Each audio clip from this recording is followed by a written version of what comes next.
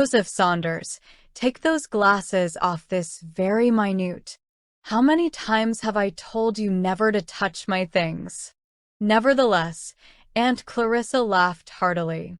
They aren't yours, answered the boy, saucily. They're father's, and he says I may take them just as much as I have a mind to. Take care, Joseph. When your conscience gives a twinge like that, you had better recall your resolutions about lying. Joseph Saunders was a motherless boy. His father was a master mason. That is, he did not work himself, but kept a number of men who did the jobs, while he superintended them, to be sure the work was right. This is a very profitable business, and by it Mr. Saunders had become quite a rich man. He lived in a handsome house, in a street overlooking a pleasant park which in summer was filled with beautiful flowers. He had 3 children, 2 daughters and 1 son. Alice, the elder, was 15 and was away from home at a boarding school. Ellen was 3 years younger and still remained with her father. Joseph, the baby, as his sisters teasingly called him, was but 6, though he insisted he was old enough to wear suspenders and have a watch pocket. Mrs. Saunders died when Joseph was little more than a year old, so that he could not remember her. But he had so often heard his father describe her sweet smile, her dark loving eyes, her broad polished forehead, over which her shining hair was so smoothly parted, that it seemed to him he could remember her, and that when he went to heaven, he should know her at once. Then her voice, which his father told him was low and musical, like the chiming of silver bells, he often heard in his dreams. Sometimes he awoke, calling her, and it was difficult to convince him that she had not stood by his side, and that it was only a dream. Soon after his mother died, Aunt Clarissa came to take care of the children and to direct the servants in her nephew's family. Though aunt to Mr. Saunders, Miss Clarissa was only 10 years older than he was, and would have felt quite insulted had she even suspected that she was not considered a young lady. She was a very good housekeeper. The upper shelves in the china closet were always filled with jars of jelly and sweetmeats, neatly covered with white paper and tied with pink cord. Her sponge cake, custards, and Washington pies always came out of the oven done to a turn, and exactly the right shade of brown, and as to her waffles, why, nobody who had eaten Miss Clarissa's waffles ever expected to make any equal to them. So light, so rich, and covered with just the right quantity of butter and sugar. Mr. Saunders was fond of inviting his friends to dinner, and this at first annoyed his aunt, who disliked hurry or confusion, such as the sudden appearance of a guest was likely to occasion, but she gradually became accustomed to this, and to all her duties, and even grew quite fond of being seated at the head of a luxuriously spread table, richly ornamented with its display of silver, china, and cut glass. In the laundry, too, Miss Clarissa was quite as successful as in the china closet. The making up, as she called it, of her nephew's shirts was both her pride and delight, while her own laces, I do not say caps, she would consider me very presuming to hint that she wore caps, and her niece's muslins were the envy of all who saw them. Then this good lady was skilled in all kinds of preparations for the sick.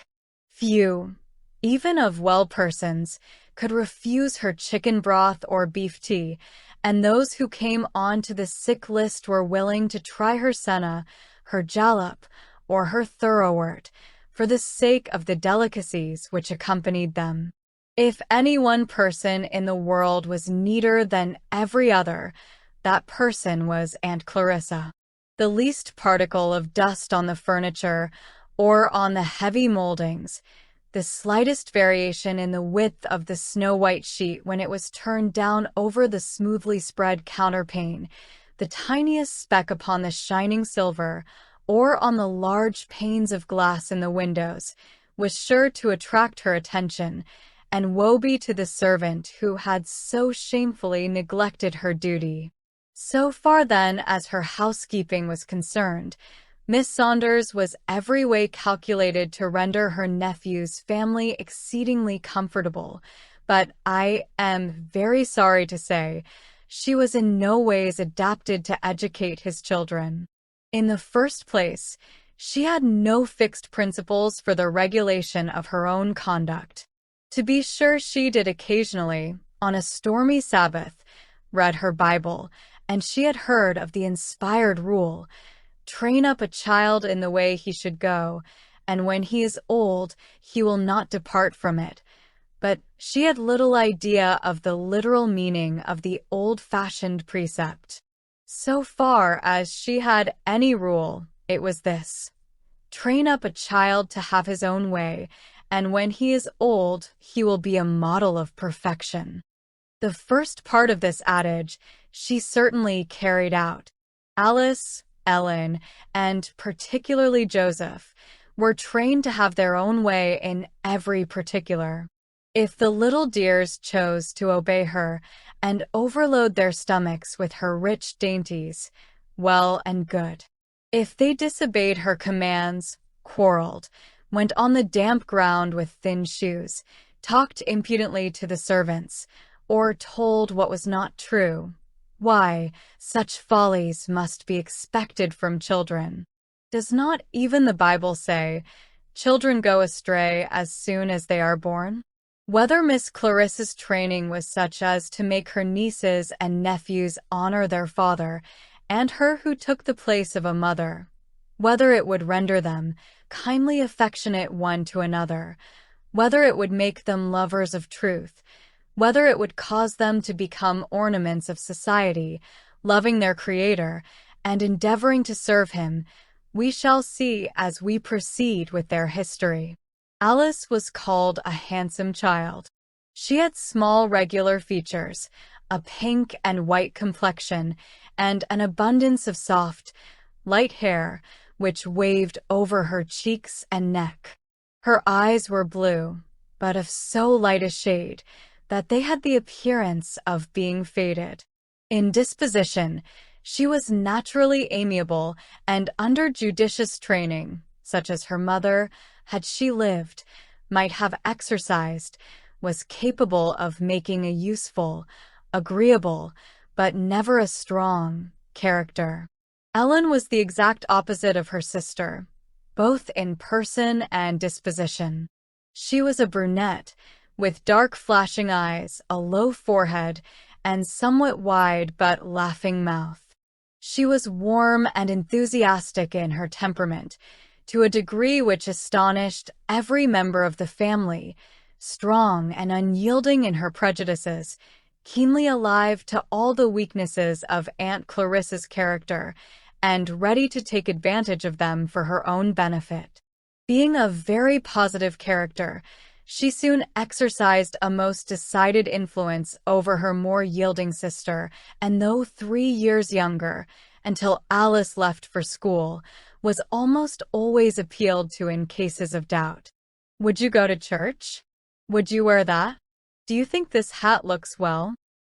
If Alice was invited to go to a party, it took her a long time to decide whether she would send a note of acceptance or regret, whether she cared enough about it to take the trouble to dress. In the midst of her queries and uncertainties, Ellen would come in, and with her decided, "I shall go," or "I shall not go," put an end at once to the controversy. Alice, without proper training, would become a negative, indolent young lady. Ellen, an obstinate, self-willed, and passionate one. From the many years of difference between Ellen and Joseph, an infant brother having died between their ages, the boy was always petted and indulged by all. He was what would be called a smart child, and his sayings and doings were repeated and laughed at until it was not strange. He considered himself a wonderful personage. It was Joseph's great ambition to be old, and if money could have purchased him a dozen years, he would have given those around him no peace until he had added them to his life. But as even Aunt Clarissa, with all her desire that he should be gratified, could neither increase his stature nor present him the moon for a toy, he was obliged to content himself with aping the dress and manners of a man.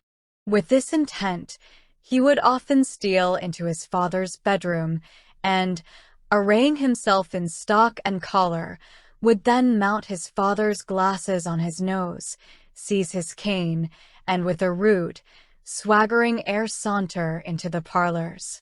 Joseph Saunders. I do believe there never was such a mischievous child. Aunt Clarissa would exclaim, "How dare you take a clean color, sir?" But at the same time, she would join most heartily in the shout of mirth with which his appearance was greeted by the others. Mr. Saunders was a moral man, strictly honorable in his dealings with his fellow-men. He would have scorned the idea of cheating his patrons or anyone with whom he had to do, because such conduct was, in his opinion, mean and low. For a liar, he had the greatest contempt. Imagine, then, his horror when he found that neither of his daughters had the slightest regard for truth. On one occasion, he brought home a valuable book of engravings, lent him by a friend. For a few days, he was so much occupied, he had no time to examine it, but when he did, he found almost every page marred by marks of dirty fingers. Mortified and chagrined, he called, first Alice and then Ellen, and holding up the volume, demanded an explanation. They both denied having touched the book, or even having seen it, and looked in his face, as they repeated the assertion, with such unblushing effrontery, he could not believe them to be the guilty ones. A few days later, he met a young man at the bookstore who was on intimate terms in his family. Mr. Saunders was about purchasing a duplicate of the volume which had been so mysteriously injured, when the other remarked, "I told Ellen it was dangerous to handle a valuable book while eating fruit." "What do you mean?" inquired the gentleman, a bright flush spreading all over his face. "Did you see Ellen with a book like this?" The young man laughed. "I had no idea I was telling tales," he said, "but I happened in one day when you were not at home." The girls were earnest in their admiration of the engravings, and in her zeal, Ellen pulled it from her sister, though her hands were half full of fruit. "Ask them. They will tell you about it." The father opened his pocketbook, laid down the price of the volume, and walked out of the store without another word. Perhaps in all the years since his wife died, he had never so forcibly realized the responsibility which rested upon him as he did during that short walk. What adepts in lying his daughters must have become when they could so entirely deceive him. His boy, too. There was no knowing how soon he would follow their example. Before he reached his own steps, his eyes seemed for the first time open to the fact that Aunt Clarissa, however excellent a housekeeper, was not equal to the moral training of his children. On entering the house, he sent for his daughters, and was deeply pained to see how readily they reiterated the falsehood, and, even when he convinced them he was aware of the fact that they had deceived him, how little shame they exhibited at the detection. Indeed, they did not feel that they had committed a grave offense, nor realize that not only had they deceived a kind, indulgent parent, but had violated one of God's holy commands, "Lie not one to another." A sharp pang shot through the heart of Mr. Saunders, as he remembered how entirely he had neglected to teach his children their accountability to God.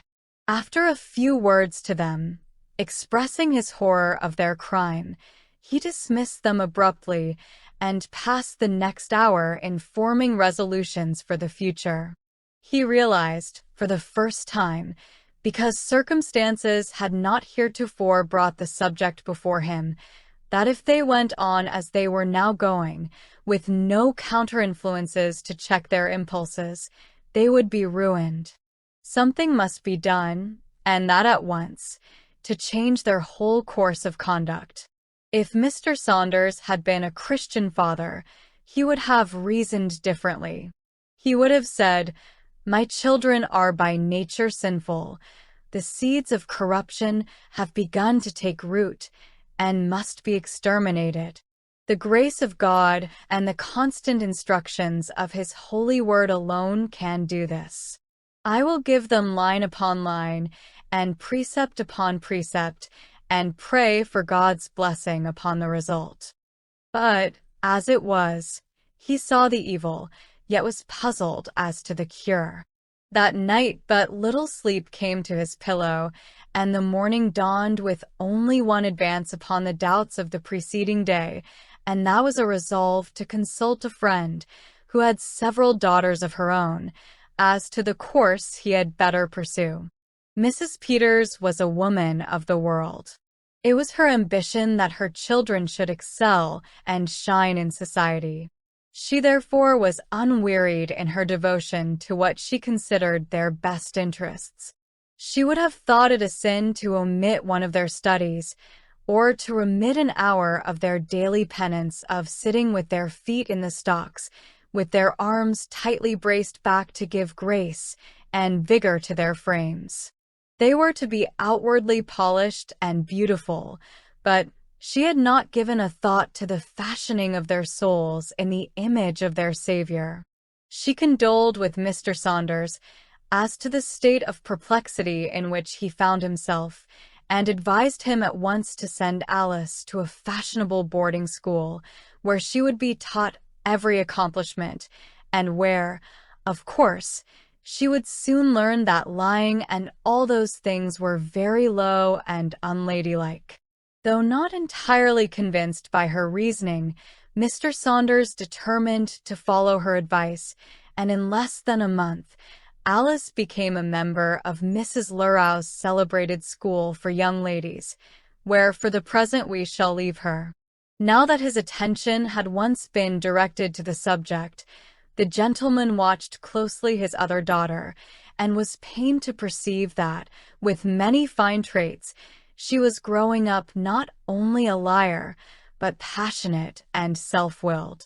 It was evident she needed a firm, careful hand to direct her physical and moral training for a few years.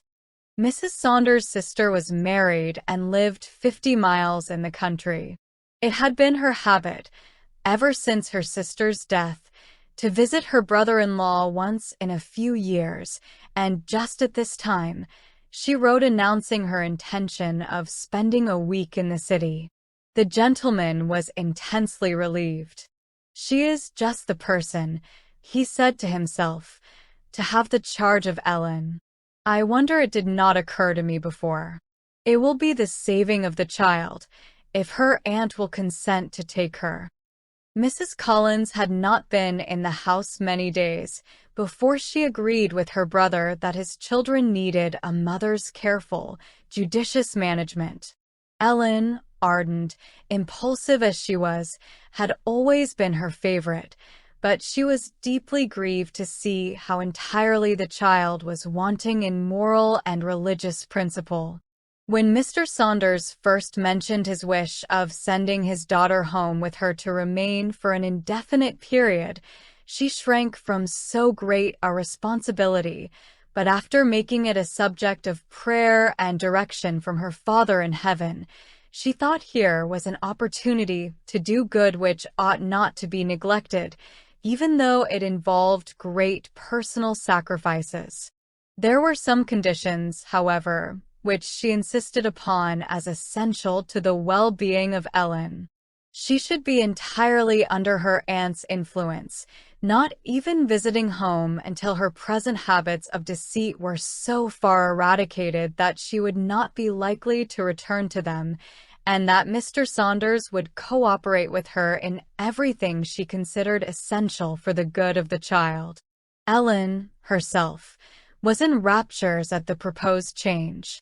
Mrs. Collins prolonged her visit another week in order that the necessary preparations might be completed, and as, in the meantime, she accompanied the lady on her shopping expeditions and in many instances had her own taste consulted in the choice of her dress, she expressed herself as more happy than she had ever been in her life. Before she left the city, Mrs. Collins remonstrated with her brother upon the course of indulgence he was pursuing with Joseph, assuring him that, if he persevered in it, the result might be more fatal even than in the case of his daughters.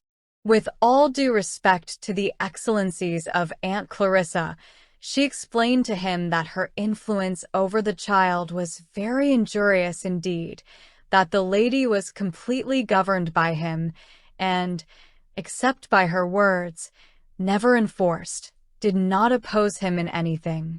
He paid no more attention to her constant reminder. "Joseph, don't let me know you to do so again. Joseph Saunders, I forbid you to go to my drawers," than he did to the sighing and moaning of the autumnal wind. She recommended that he be placed in a good school, where, for 6 hours every day, he be under a proper influence and restraint, or that a private governess be taken into the house. How many times, in after years, did Mr. Saunders regret he had not acted upon this last piece of advice? Mrs. Collins resided in a quiet country town. Her husband was a physician, and kept a small shop of medicines more for the convenience of his neighbors than from any advantage which accrued to himself. They had one son, who was at an academy pursuing studies preparatory to entering college, and a daughter 1 year older than Alice. There was but one church and society in the whole village, over which the Reverend Mr. Allen had been settled for a score of years.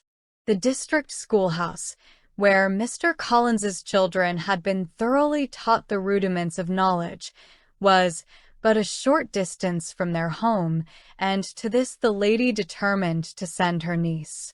For the winter term, a gentleman of high attainments had been engaged, and Mary Collins, also, expected to become a pupil. Though scarcely a day passed without some trials with the impulsive, untutored girl, yet her aunt hoped much from the silent influences which surrounded her. From Mary, too, she expected great assistance by inspiring in the mind of her cousin a love for virtue. This young girl was an earnest, sincere Christian, and, though modest and unobtrusive in her manners, extremely decided where principle was involved. In the center of the village, there was one large variety store, sufficient to satisfy most of the wants of the residents. As Mr. Saunders, without his sister's knowledge, had liberally supplied his daughter with pocket money, she used to invent a variety of excuses for visiting the store, where she had seen one small shelf devoted to jars of confectionery. Mrs. Collins often wondered that her niece, when called to meals, felt so little appetite for her food, not even suspecting that she had been overloading her stomach with poisoned sweets obtained at the store. After a few weeks, Ellen's money was gone, but not her sickly craving for sweets. She felt convinced that her aunt would disapprove, if not wholly forbid, her eating so much candy, and determined not to apply to her. She now wished more than ever that she could write and direct a letter by herself, for if so, she would beg her father or Aunt Clarissa for means to gratify her appetite, but as she could not, she concluded to run up a bill at the store, which she would be careful to pay with the first remittance from her indulgent parent. "I want 6 Gibraltars and 6 sticks of peppermint candy," she said one morning to the young clerk who stood smiling behind the counter. He selected them as directed, folded them neatly in a small parcel, and then held out his hand for the pay. "Aunt Collins wants you to put what I buy on a bill, and my father will pay it," she answered, with a somewhat heightened color. "Stop a minute," he said, walking quickly to his master, who was at the other end of the counter. "Well," he added, coming back, "you must tell me, though, what your father's name is. I suppose there is no doubt your aunt said so," looking keenly in her face. "No, indeed. She said you would trust me." "Do you eat all this candy yourself?" inquired the clerk, gaily. "Yes, no. I gave my cousin some, but she is not very fond of it." This was Lie the second, and Ellen, somewhat provoked, turned quickly from the counter, lest she should be obliged to tell Lie the third. She broke open the parcel, took out 1 Gibraltar, which did not taste as sweet as usual, and crowded the rest into her pocket. Though she had equivocated many times since she came to P, she had not before told a downright falsehood, and somehow the thought of it troubled her. At home it seemed natural to deceive, and then nobody had told her how wicked it was. "What an impudent fellow that is, to ask so many questions," she soliloquized. "I am almost sorry I did not leave the candy with him after all. He may keep it if he is so afraid of losing his money. I wish father would send me some, and I would pay his bill and never buy anything at his store again." But all this did not satisfy her conscience, which was beginning to be more enlightened. She had not listened, morning and evening, to her uncle's prayer for strength to resist the temptations of our own hearts to do evil, without some feeble desire for help to do likewise. She had not been witness to the lovely, consistent conduct of her cousin, without hoping at some future time to be like her. She had begun to love her aunt and, indeed, the whole family, but she found herself during the day returning short answer to their affectionate questions, not daring to look them frankly in the face. She had promised Mary that she would try to be good and would ask her Heavenly Father to help her, but in the evening when she retired to her room and began to repeat the form of prayer she had learned, her heart seemed to rise up in her throat and choke her. Covering her face with her hands, she gave way to a passionate burst of grief, and thus her cousin found her. "Why, Ellen," she cried, "what has happened? Do let me comfort you." But for some time the sobbing girl could not speak. Indeed, there was a severe struggle going on within her.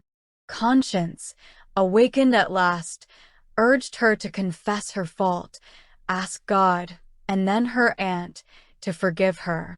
Next pride would plead, "What a fuss you are making for just a little lie which can do no harm to anyone. You bought the candy, and mean to pay for it. You have told bigger lies a great many times, and never cared about it." Oh, how little Ellen then realized that the gracious Spirit of God was hovering over her, that his influence was operating on her heart, that if she resisted him, she might be left to work out her own ruin. Mary kneeled by her side, affectionately pressing her cheek to her cousin's wet one. "Can't you tell me what it is?" she softly murmured. I don't feel well. I am not happy. I can't say my prayers tonight." "But why, dear cousin, you were singing merrily half an hour ago. Has anything happened since? It is a sad thing when we cannot tell our Heavenly Father our troubles. You know praying is only talking with God, telling Him our desires. If we have sinned, We confess it to him as we would to an earthly parent, only we do it more readily, as we know he is more ready to forgive. He says, like, as a father pitieth his children, so the Lord pitieth them that fear him. You feel sure your father loves you. Mother has often told me how tender and indulgent he is. But your heavenly Father is infinitely more so. He sees you all the time and knows just what your temptations have been, and the moment he sees you are sorry, he is ready to forgive. Ellen started up and looked eagerly in her cousin's face. How has she found out that I have been tempted? Was the question which alarmed her. But Mary returned the glance so kindly, she was relieved, and saying to herself, "After all, what's the use of feeling so? I never mean to tell another lie." She laughed hysterically as she sprang to her feet. "Come, Ellen, sit by me while I read my evening chapter." Mary went on, not at all deceived by her appearance, and opening her testament, she read the thrilling account of the prodigal son returning to his father. "Is it true?" asked Ellen, sighing deeply. "Christ told his disciples this parable," answered Mary, "to show poor sinners how willing God is to forgive them. It is true that many poor prodigals have gone astray from their Father's house, have offended against his holy laws, and have found that where they expected pleasure, they only met with pain, sorrow, and weariness of heart. When oppressed with poverty and want, at last they remembered that in the home they had left there was plenty, and with penitence for their sin, in so foolishly throwing away their blessings, they arise at last and say, 'I will go to my Father, confess my fault, and be happy once more.'"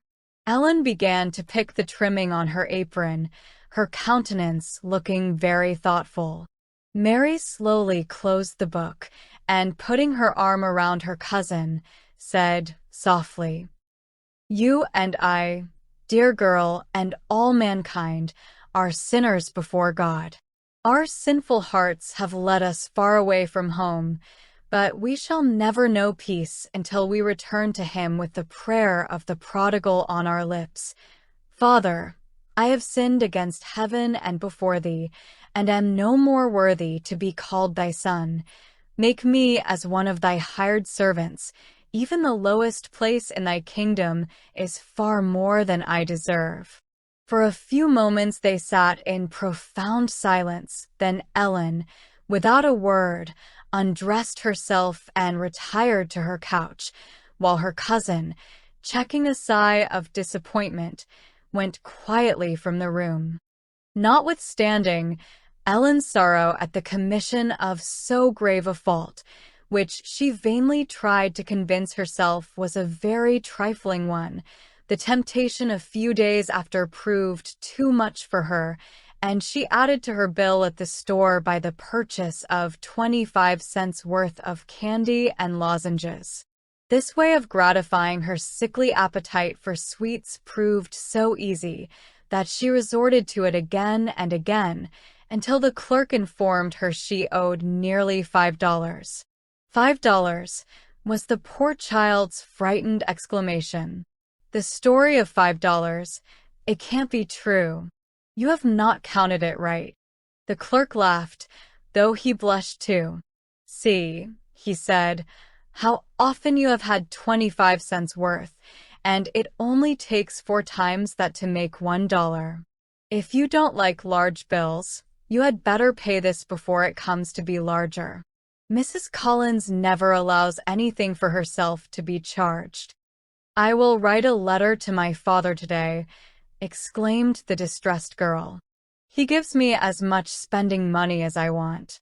"Very well," answered the young man. "I dare say it will be all right.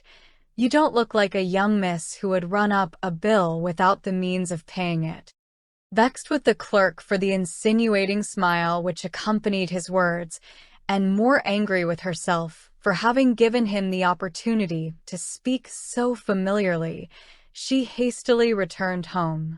With a weight on her heart, she walked slowly along, ever and anon saying to herself, "What shall I do?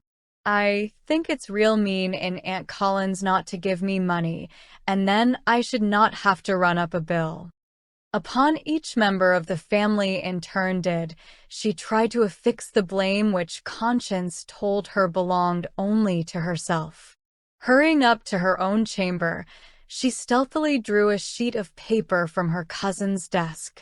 Under other circumstances, she would have begged her aunt for what she needed, but the fear that she would be asked what she wanted of paper led her to the commission of another crime.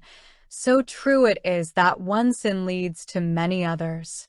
With a lead pencil, which she was obliged to wet continually, the point was so blunt, Ellen rapidly wrote, or rather scrawled, a few lines to Aunt Clarissa, for to her she had concluded the application must be made, in which, in words badly spelled, she expressed her desire for some money.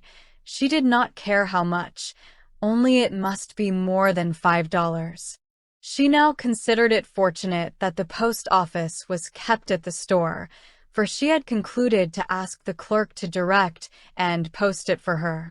This was another humiliation to which her falsehood had subjected her, and her cheeks burned as she made the request.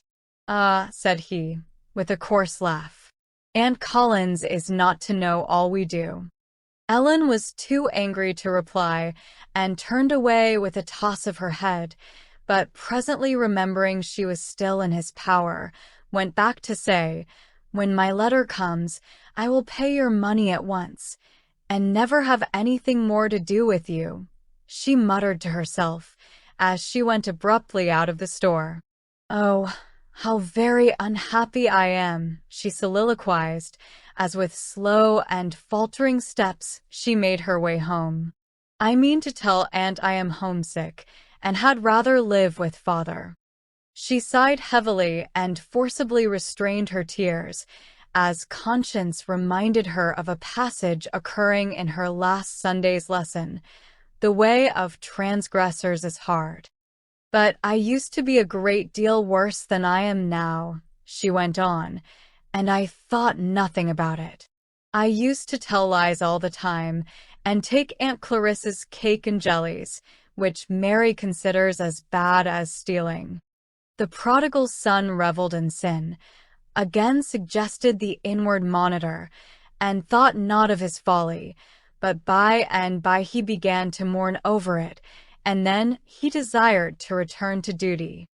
"Well, I've suffered so much, that if I ever get out of this, I shall know better than to get myself into trouble again. At any rate, I can't help it now." Then a voice whispered, "Why not confess to your aunt?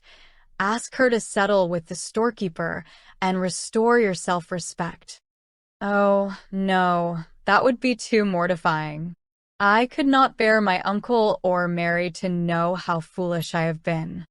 Now it so happened that the continued want of appetite for wholesome food had begun to excite the serious anxiety of Mrs. Collins. She consulted her husband, who suspected at once she was or had been in the habit of eating confectionery. "But isn't it strange the effect should continue?" inquired the lady. "I am sure she has eaten none since she came to pee." "I think you may be mistaken, mother," suggested Mary, who was present. "I have often seen her with candy, and she has occasionally offered me some. One day I joked her about her excessive fondness for it, and she seemed very much confused, but said that her Aunt Clarissa always gave her as much as she wished." "Where can she obtain it?" asked the lady, in great surprise. "She has no money. At least, none that I am aware of. Her father gave me a generous sum for the supply of every want, but as I thought her too young and untaught to use it properly herself, I requested him not to allow her spending money." Perhaps her companions have given her some. Mary smiled as she answered, I cannot say, and unless I had heard you express a fear lest she was injuring her health, I should not have mentioned having seen her eat candy. I have noticed of late that she was more petulant, added Mrs. Collins after a brief pause, in which a painful suspicion shot through her mind. It may be that something troubles her conscience. Mary was silent. Not even to her mother had she felt at liberty to relate the incident which had occurred many weeks before, when Ellen wept so bitterly. She was just debating the question, whether she ought to do so, when the young girl entered. They both noticed that she was excited. Her eyes sparkled and her cheeks were crimson. Come here, my dear, exclaimed the lady, a sudden gush of tenderness toward the motherless child for a moment overpowering her. We were just talking of you, and we think you are neither as well in health, nor as happy as when you first came to us. We love you, dear Ellen, and thought we could make you happy, but if we cannot, perhaps we ought to send you back to your father. Ellen eagerly caught her aunt's hand and pressed it to her lips. Oh, how she longed to throw herself into her kind arms and confess all. If I only had Aunt Clarissa's letter, with money enough to pay the bill, I would do so, she thought, but I fear she would despise me. Don't blame this child too much, reader. You perhaps have always been watched by a tender Christian mother who has kindly pointed out your faults and taught you that the first step toward curing was to confess them. Aunt Clarissa had taken the best care of which she was capable of her body, had seen her well, even fashionably, clothed, but had never inquired into the state of her heart, while her father, busied in acquiring wealth for his children, had wholly neglected their moral culture until, frightened at the result, he shrank from the responsibility he had incurred. Mrs. Collins waited patiently for her niece to speak, but though Ellen kept repeating the words, "It is not your fault that I am not well. I do love you dearly," yet she gave no reason for her too evident unhappiness. I must inquire more particularly into this. There is something I do not understand, the lady said to her daughter as, with a sudden start, Ellen left the room. In the evening, as the family, including Frank, who had just returned from school, were seated around the table, Mary entered, portfolio in hand. "Ellen," she said, with an anxious flush, "have you taken a piece of paper from my drawer?"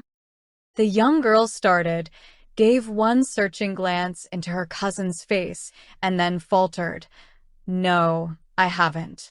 "You are welcome to as much paper as you wish," she added, misunderstanding the expression of distress, "but I have lost one sheet on which I had made a memorandum of books my teacher gave me. I have searched every place I can think of, but I cannot find it, and I was so sure I put it in my portfolio."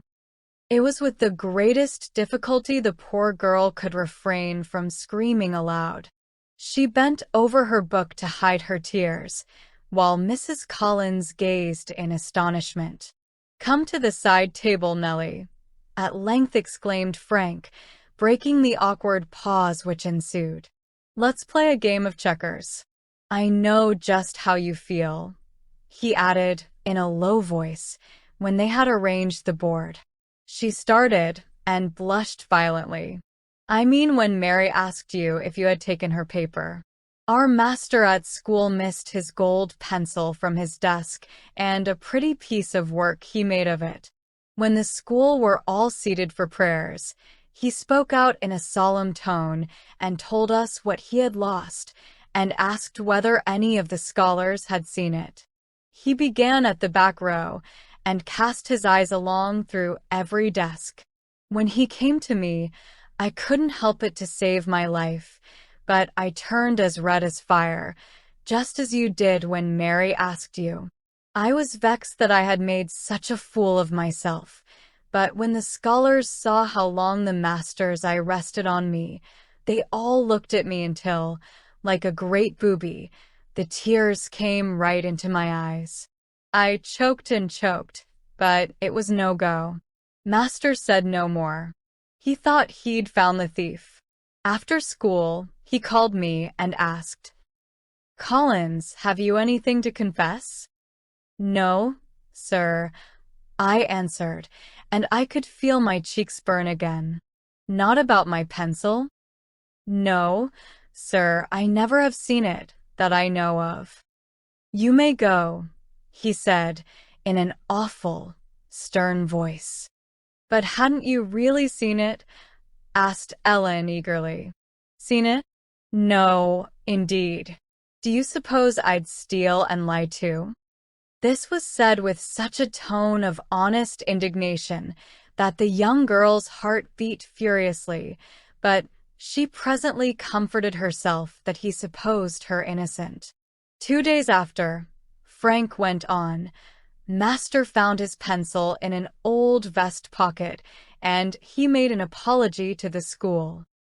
"I am vexed with myself," Ellen heard Mary say, "that I did not take better care of my memorandum. I am ashamed to ask my teacher again. It seems so careless." "I don't believe you like to play checkers," said Frank. "You have made a false move twice, and I've had to take your king." "I don't feel like playing tonight," she said softly. "My head aches so hard." And to his surprise, she rose suddenly and left the room. "That's polite," exclaimed the youth, trying to conceal his vexation as he deliberately restored the checkers to the box.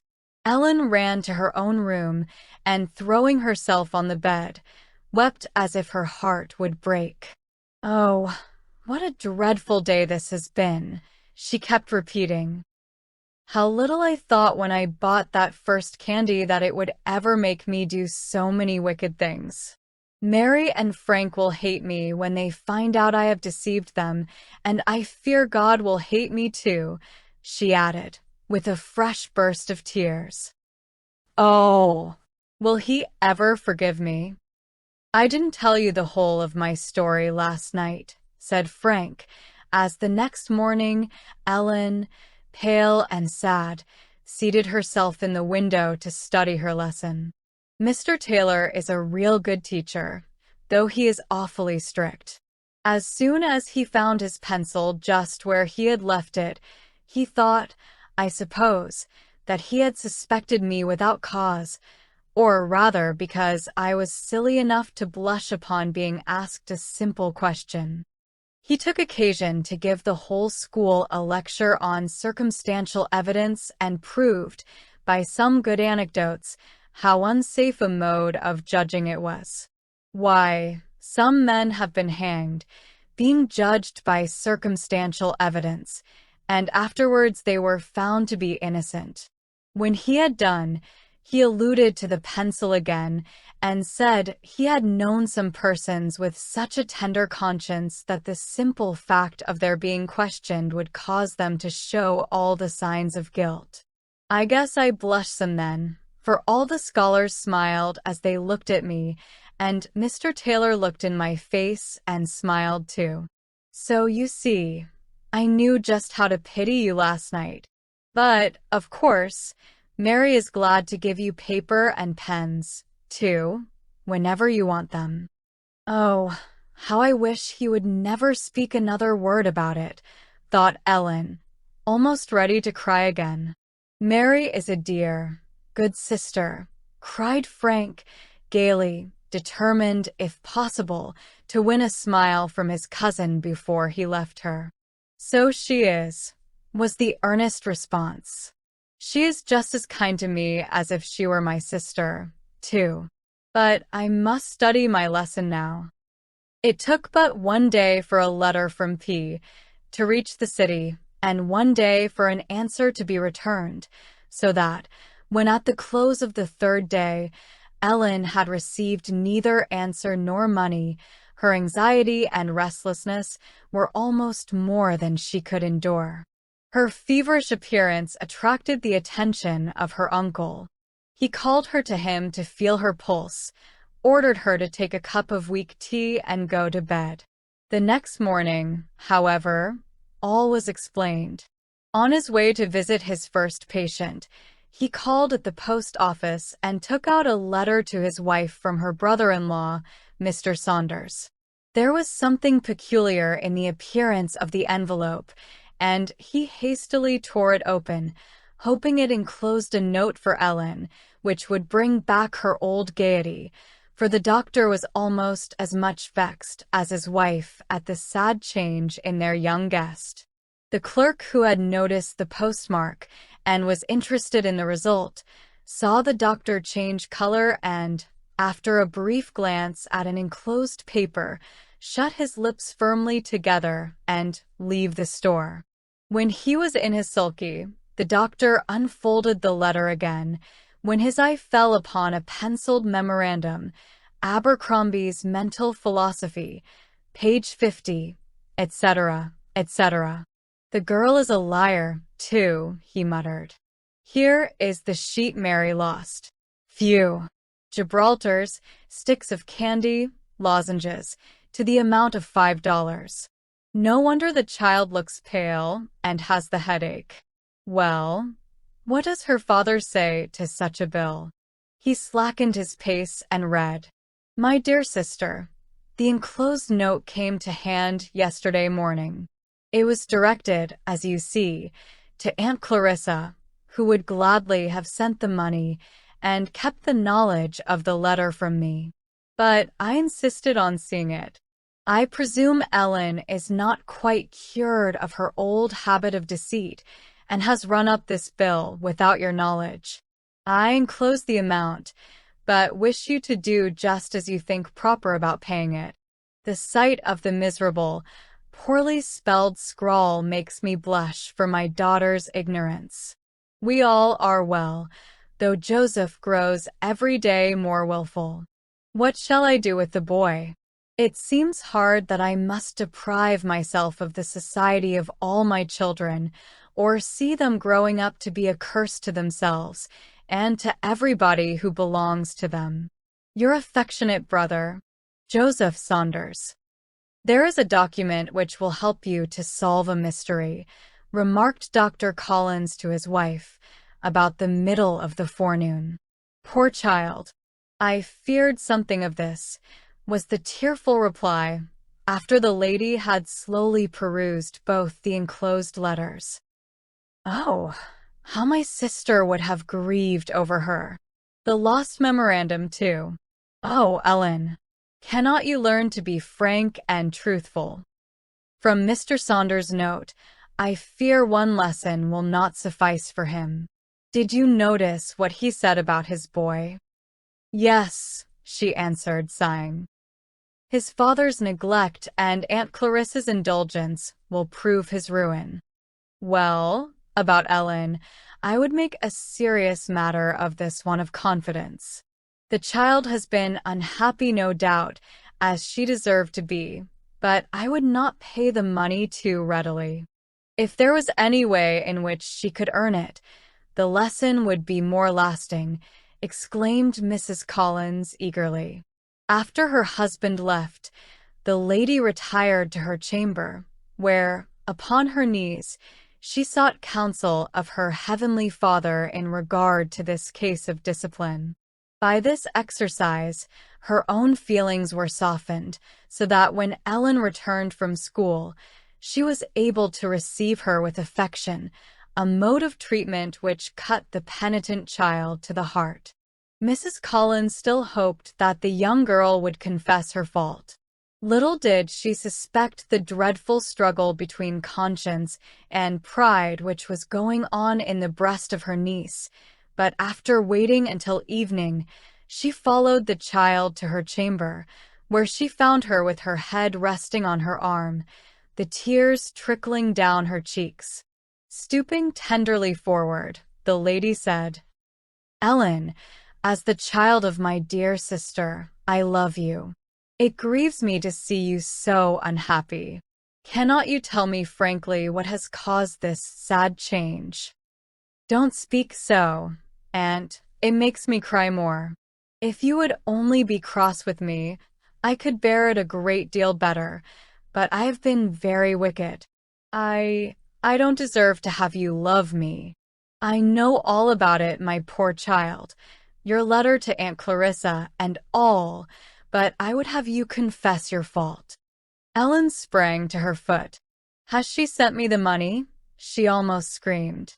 Oh, if she has, and I can but pay that hateful bill, I am sure I never shall be so wicked again. No, Ellen, she has not answered your letter. Your father enclosed it in one to me. The child's countenance fell again. I will advance you the money, rejoined her aunt, and will accompany you to the store to pay your bill on one condition, that you promise me never to repeat this offense. Afterwards you can earn it and repay me. I have been too miserable ever to do so again, faltered the poor girl, and Mary's paper too. Did you know about that? Yes, here it is. Now what shall I do? Cut off this penciled slip at the top and lay it in Mary's portfolio, where she will no doubt find it, or will you tell her frankly that you took it and was betrayed into deceiving her? Ellen hesitated, cast down her eyes, blushing crimson, but presently exclaimed, I will tell her. I feel so much happier already, now that you know it. Oh, Aunt, throwing her arms about the lady's neck, I do mean to try to be good. If I thought I could ever be like Mary, it seems so easy for her to do right. She drew a low stool to her aunt's feet, and there in her own impulsive manner gave an account of her temptation and of her sin, how one lie led to many others until she found herself entangled in difficulties from which she saw no way of escape. Many tears showed how bitterly she had suffered, but the bright flush of pleasure with which, when she had ended, she said, Now I have told you all, I am so happy, encouraged Mrs. Collins to believe that having once learned the delight resulting from a frank confession of her fault, she would never be guilty of the like deception again.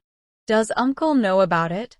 She asked, as her aunt tenderly parted her hair on her forehead.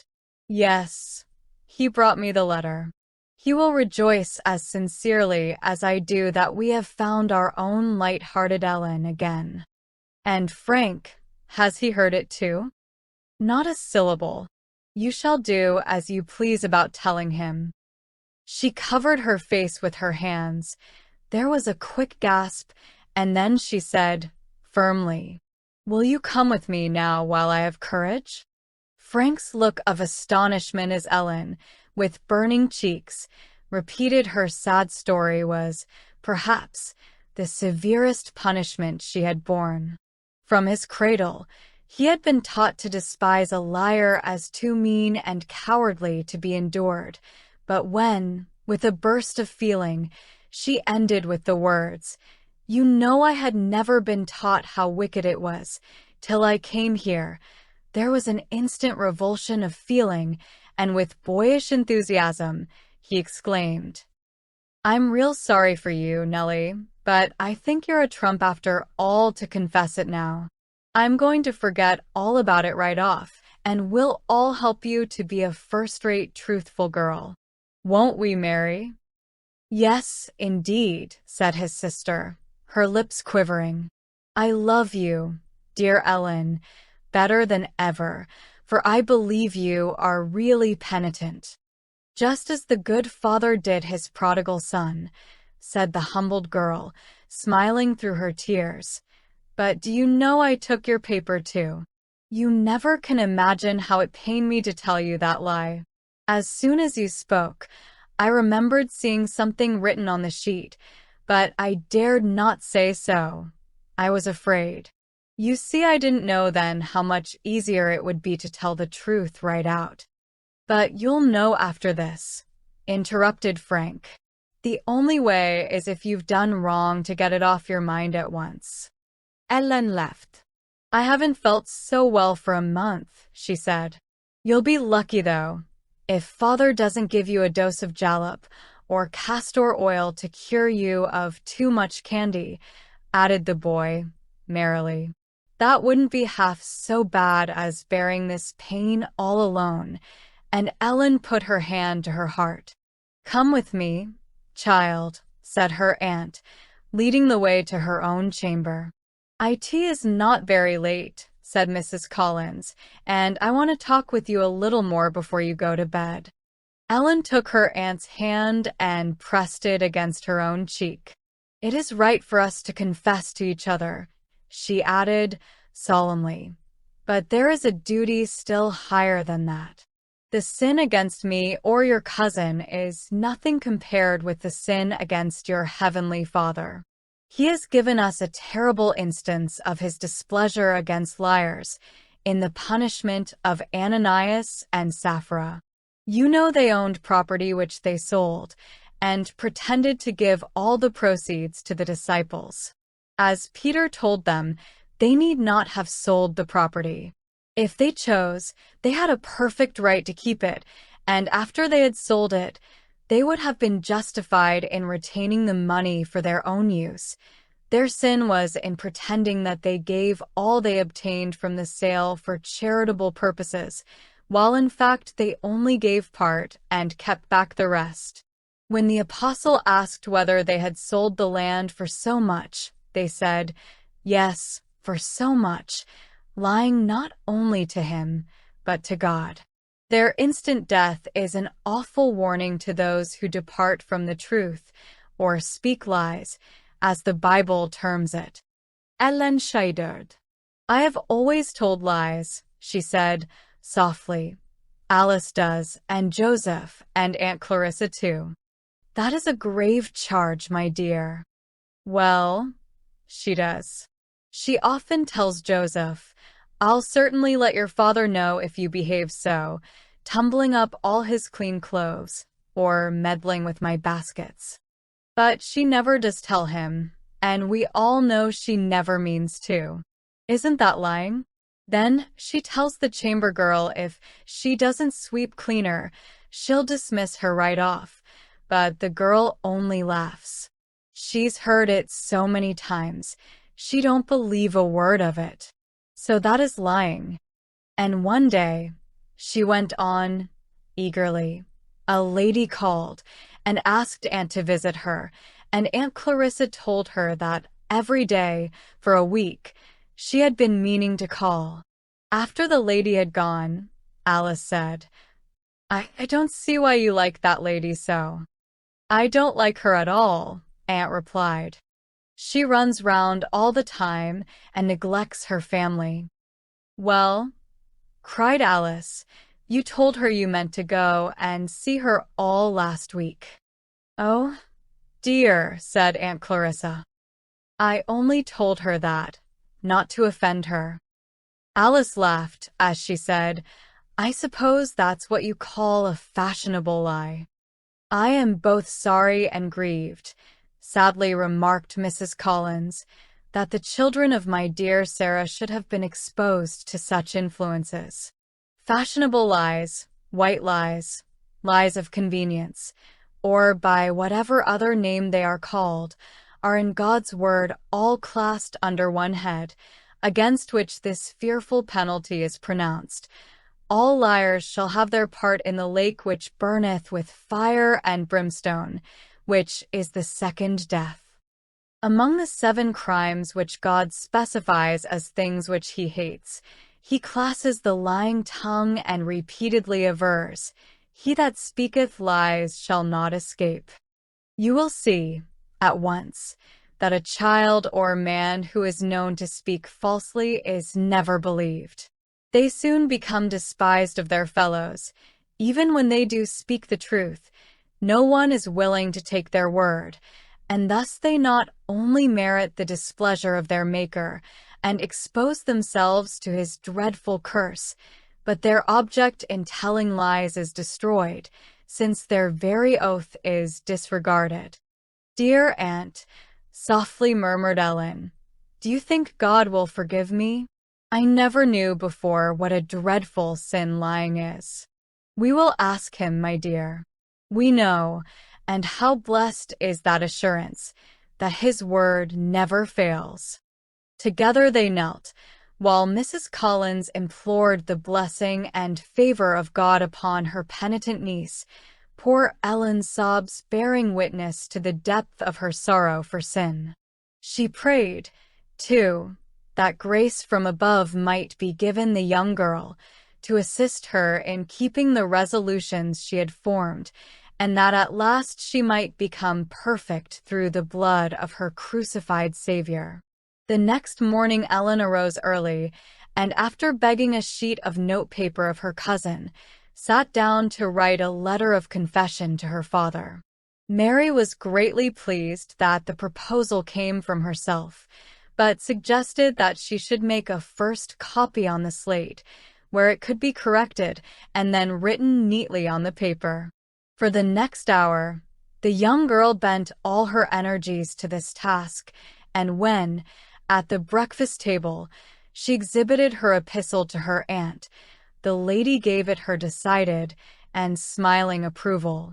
The young girl felt that there was an especial meaning in the doctor's prayer that morning, and also in the tenderness with which he afterward patted her head, as he said, "God bless you, my dear girl, and help you to be a blessing to others." With her heart swelling with gratitude for this unexpected kindness, Ellen took her books from her satchel and began to study her lesson. Frank presently approached and said, gaily, "How bright and shappy you look today. I began to be afraid, yesterday, that I shouldn't like you. I thought you were doompish and moping, but now I think I shall like you first-rate, almost as much as I do Mary.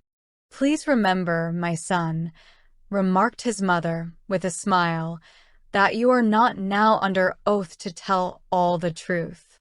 The boy laughed aloud, but Ellen looked puzzled. "I don't know what you mean," she said. "Well, Frank knows, which is enough for this morning. Some other time I will explain my meaning to you. You have but little more than an hour for your lessons." "I hate sums," she exclaimed, presently. "And I don't see how 4/16 and 2/8 and ever so many more fractions are to be reduced to a common denominator." "Let me help you," cried Frank.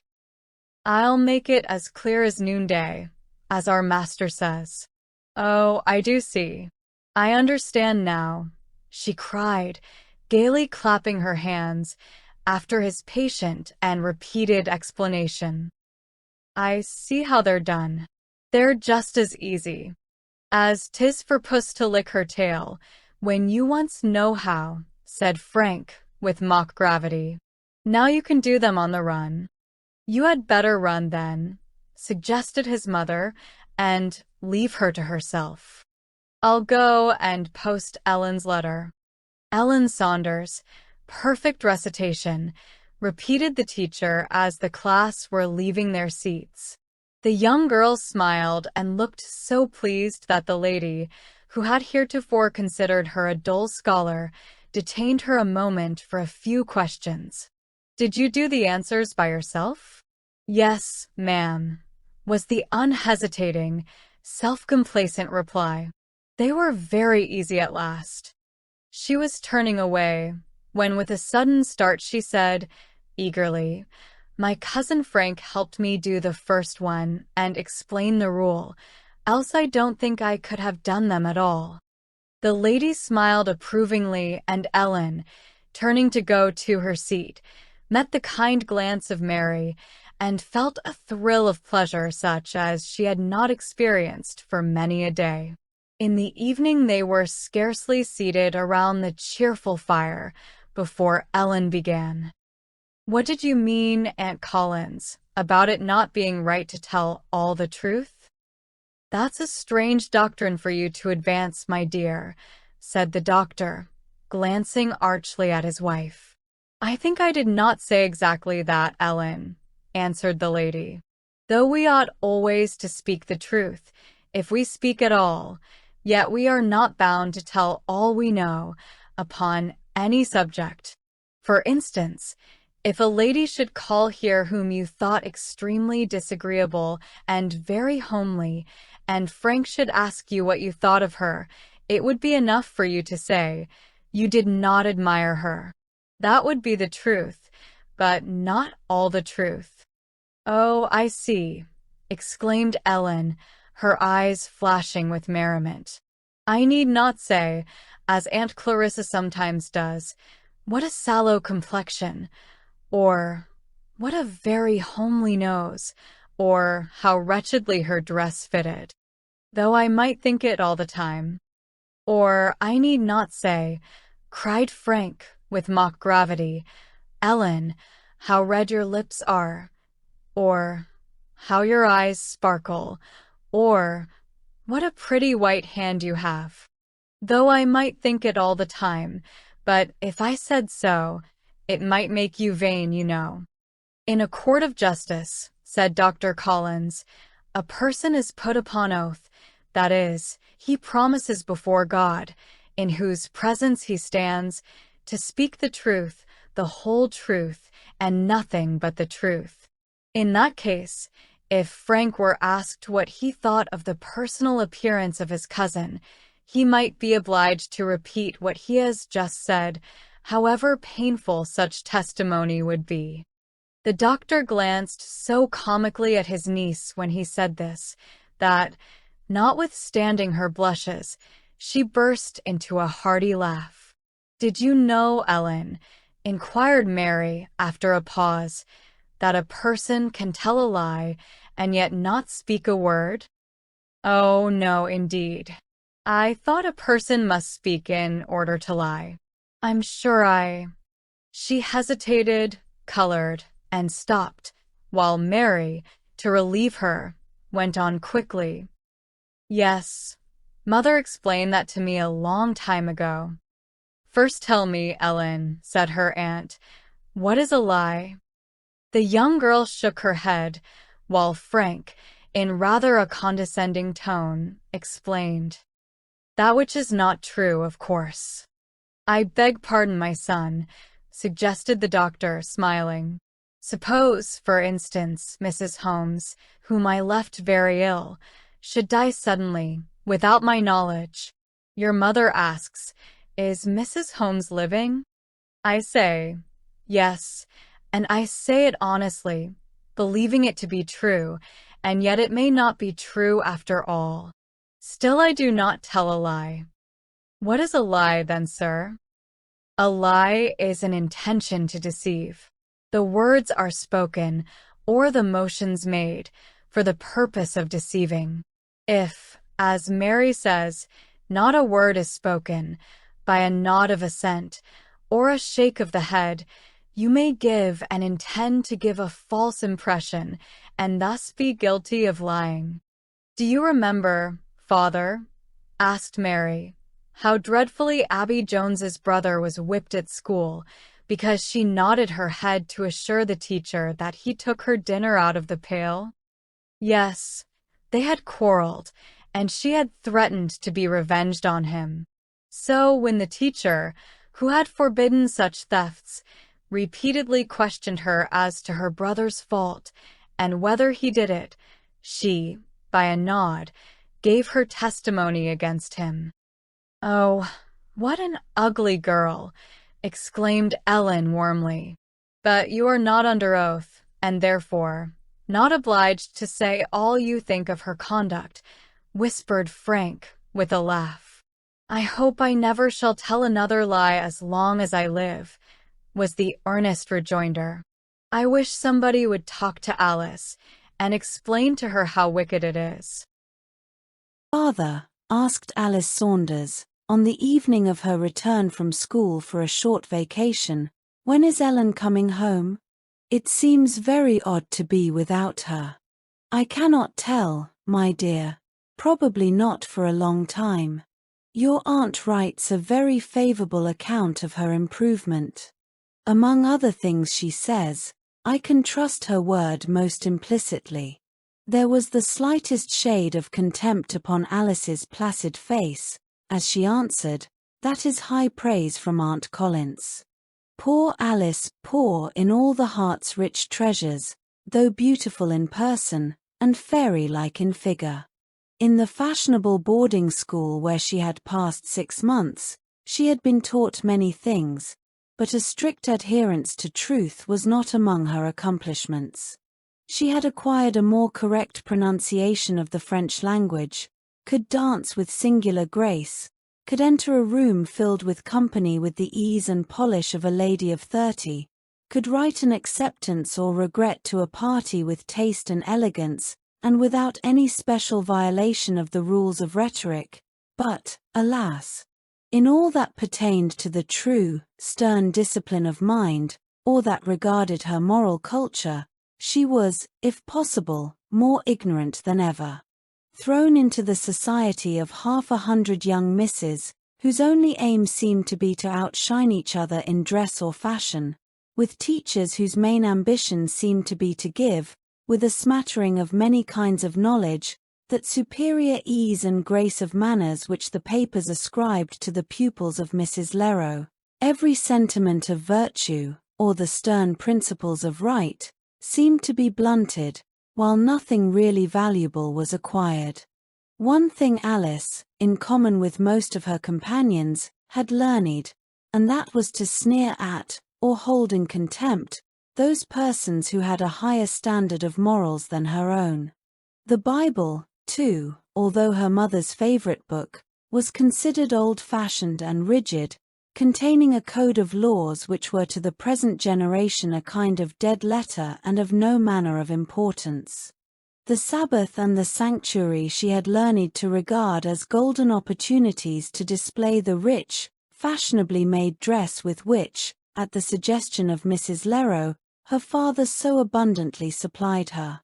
On the evening of her arrival at home, her father gazed at her with pride, and expressed his satisfaction at her evident improvement in the warmest terms, which opinion Alice took calmly, as praise to which she was justly entitled.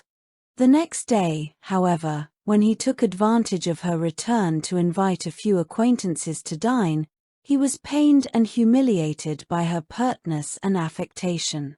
There was such an effort to show off before the young gentlemen of the party the knowledge she had so recently acquired, such art, in even the tossing of her head, or the languishing expression of her eyes, that, fearing she would disgust his friends as she had disgusted him, he suddenly gave Aunt Clarissa a hint to move from the dining hall to the parlours. But when a young man invited her to sing, he was more displeased than ever. She had been, she said, so much occupied in her studies, she had practiced so little, her music was not yet unpacked, and her voice was affected by a cold.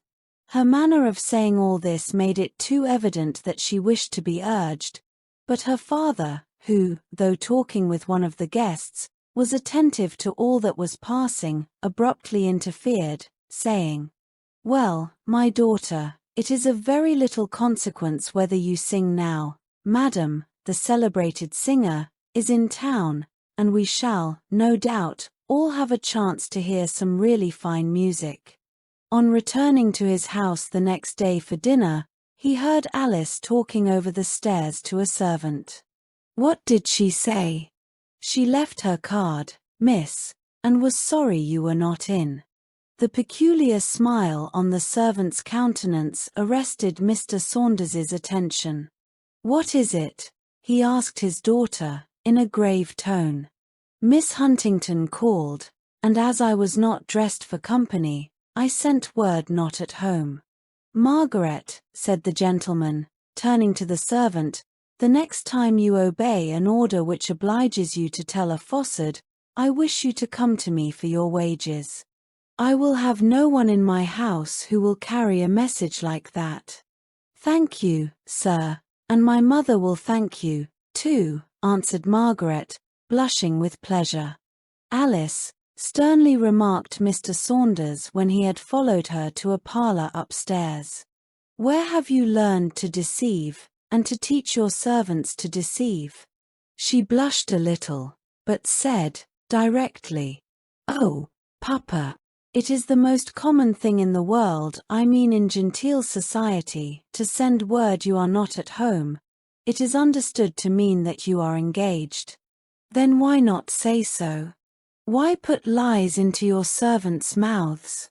Don't you see that if you teach them to lie for you, they will soon learn to lie to you? You use such dreadful words, Papa, you quite frighten me. I'm sure I never thought I was doing the least harm. I use the right words, Alice. I am cut to the heart to see that, after all the money I have paid for your education, you should be so devoid of the first principles of honor." He sighed deeply as he walked to the window, revolving in his mind a plan to send her also to her Aunt Collins. But, recalled to the present by the dinner bell, he added, "I wish you to understand, Alice, that I will not allow such a system of deception in my house. Margaret has already been notified that one more occasion like that I witnessed, and she leaves her place." This was plain talk in plain words, and Alice put up her lip with an ugly pout. She did not appear at dinner until her father and aunt were nearly through the first course, and then rendered herself so disagreeable that Joseph called out, "Pa, I wish you'd have company every day. Alice acts better when gentlemen are here to see her do so." And he rolled his eyes so exactly in imitation of her action the previous day, that Aunt Clarissa and even her father laughed aloud. During the weeks which followed, there was scarcely a day passed without proving to Mr. Saunders the entire recklessness of his daughter in regard to the truth. One day he came home and entered the back parlor while she was entertaining a friend in the front one with reminiscences of school life. They were so much engaged they did not notice his entrance, but amid shouts of mirth went on with their conversation. "But did not Mrs. Leroux require you to study very hard?" asked the visitor. "Oh, no, indeed," was the laughing reply. "We had our exercises, of course, but we generally contrived to copy them from one another. Why, half the last term I had my answers written on a paper I held inside my handkerchief. At last the class teacher mistrusted something from my always being so correct, and asked me up and down whether I had committed the lesson. I told her, of course, I had. It was only a white lie, you know, and everybody tells white lies." "You remind me of an old lady who visited us last week," rejoined the young girl. "She heard me telling a story at the table, and then repeating it to some callers in the evening. I suppose I did not remember to use exactly the same words, and do you think she had the impertinence to tell me I had been guilty of falsehood? I excused myself, saying, as you did, everybody tells little lies, or white lies, in these days. "No, my dear," she said, "not everybody. I could name several, and among them, some you would call the most polished ladies in the city, who would not, for their right hand, tell a lie, white or black. Truth, simple, unvarnished truth is their motto, and a beautiful motto it is, such as I wish every young and every old lady would abide by. But you must own," I said, "that almost all fashionable people tell what is called white lies." "I acknowledge that it is far too common," she went on. "We are becoming corrupt and unprincipled as a nation, but I will give you one instance where a white lie, and a very innocent one, as the young lady called it, was the means of breaking off a match between two persons who before that had been sincerely attached to each other. The story is an affecting one, and if you like, I'll repeat it to you." "Do," returned Alice. "I have a curiosity to hear it." "You remember," she went on, "that pale, intellectual lady you saw riding with me last week?" I had noticed her particularly, for she was very beautiful, though so sickly, and I told her so. She was a gay belle 10 years ago. No party was thought perfect without her presence. She was amiable, too, and very accomplished. That is, she sang well, danced divinely, as her admirers used to tell her, talked French as fluently as her native tongue. But she had a habit of telling white lies, which threw a blight over her fair prospects, and in the end destroyed her peace. Mr. Stanton, the gentleman who had won her from a score of admirers, really believed her to be an angel. The possibility of her violating or falsifying her word had probably never occurred to him, for he had that high sense of honor which would have led him to forfeit his life rather than be guilty of an act of deception. A French singer of rather questionable reputation just about that time came to the city, and attracted great crowds to her concerts.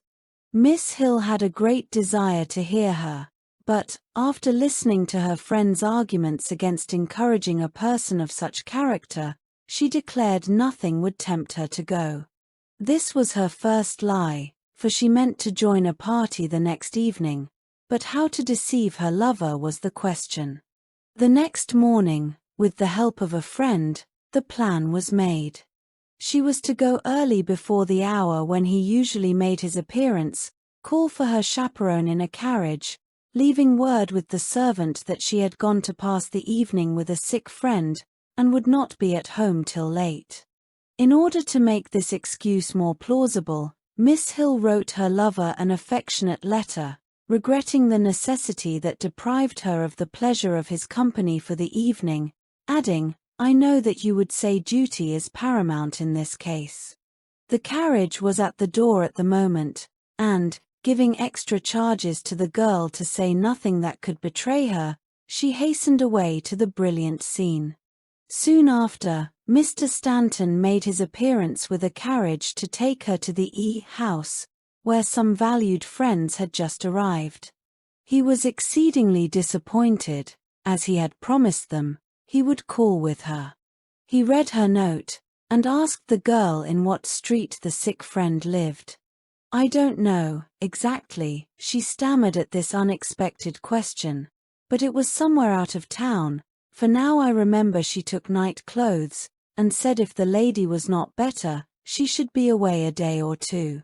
It is very unfortunate for me," he said, speaking to himself. "I would go anywhere for her, if you could learn where she is." "Oh, sir," exclaimed the girl.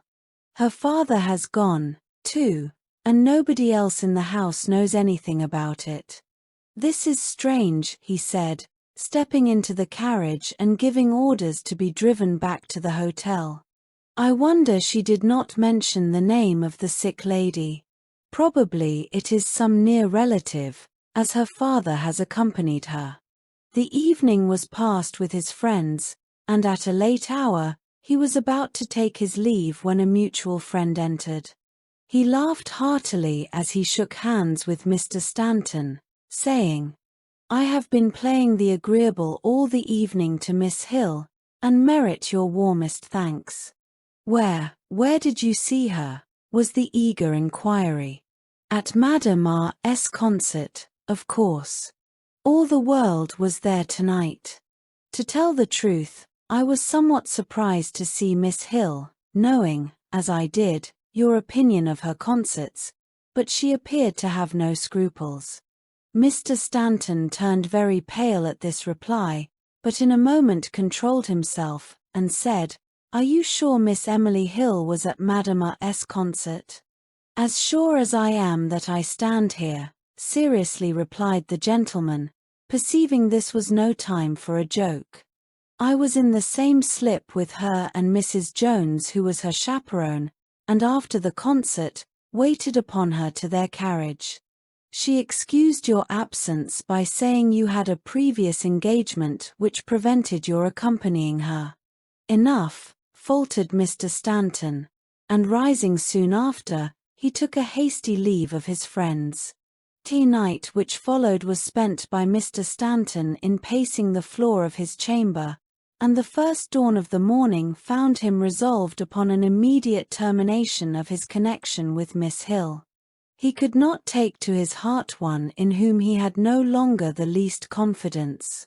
But the rupturing of this bond, which he had heretofore considered almost as sacred as marriage, made his noble heart sink within him. At an early hour he called at Mr. Hill's. The servant was all smiles, and informed him that her mistress found her friend better, and returned late the previous evening. Stifling a groan at this new proof of duplicity, he asked her to inform Miss Hill that he wished to see her. She presently made her appearance, and, though rather startled at his pallor, exclaimed, gaily, "Wasn't I fortunate in being relieved so soon? I was able to return last evening. Emily," he said, in a tone which cut her to the heart, "I know all. It is unnecessary for you to burden your conscience with another falsehood. I know the story of a sick friend, of duty to her, is all a falsification. You passed the evening at Mrs. R.'s concert." She sank back in a chair, blushing violently, while he, with great effort controlling himself, went on. "I loved you, Emily, but that love was based on a false estimate of your character. I believed you as pure in morals as you are beautiful in person. Yesterday, only yesterday, I would have taken your word against all the world, but now the illusion has passed away. We must part, Emily. You have ruined my happiness. If it were not for the recollection of my mother, you would have ruined my faith in your sex." Miss Hill gasped for breath. "I must be dreaming," she exclaimed. "Surely, this cannot be true. You do not, cannot, mean to give me up just for one little white lie?" "One white lie," he repeated, "has been enough to ruin my hopes of happiness forever, but you have done far more than that.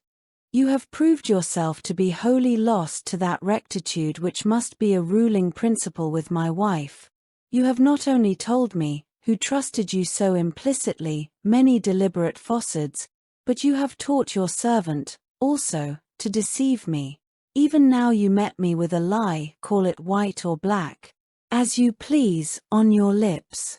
He paused, overwhelmed with emotion. "Try me. Try me," she repeated, in agony. "I will never be guilty of even the smallest variation from the truth. It is too late now," he murmured, hoarsely, pressing her cold hand. "But oh, Emily, remember hereafter how I have loved you, and when your lips would utter that which is false, call to mind a lonely wanderer, whom your crime has exiled from his country and home. They parted, and have never met since. Remember," added the lady, "all his suffering, all her years of sorrow, since that eventful morning, came from what she then considered an innocent deception." "And what is she now?" I asked, when I had wiped away my tears. "She is a penitent Christian woman," she answered. "From that time, I do not believe she has ever deviated from the truth. But oh, what a fearful lesson is hers.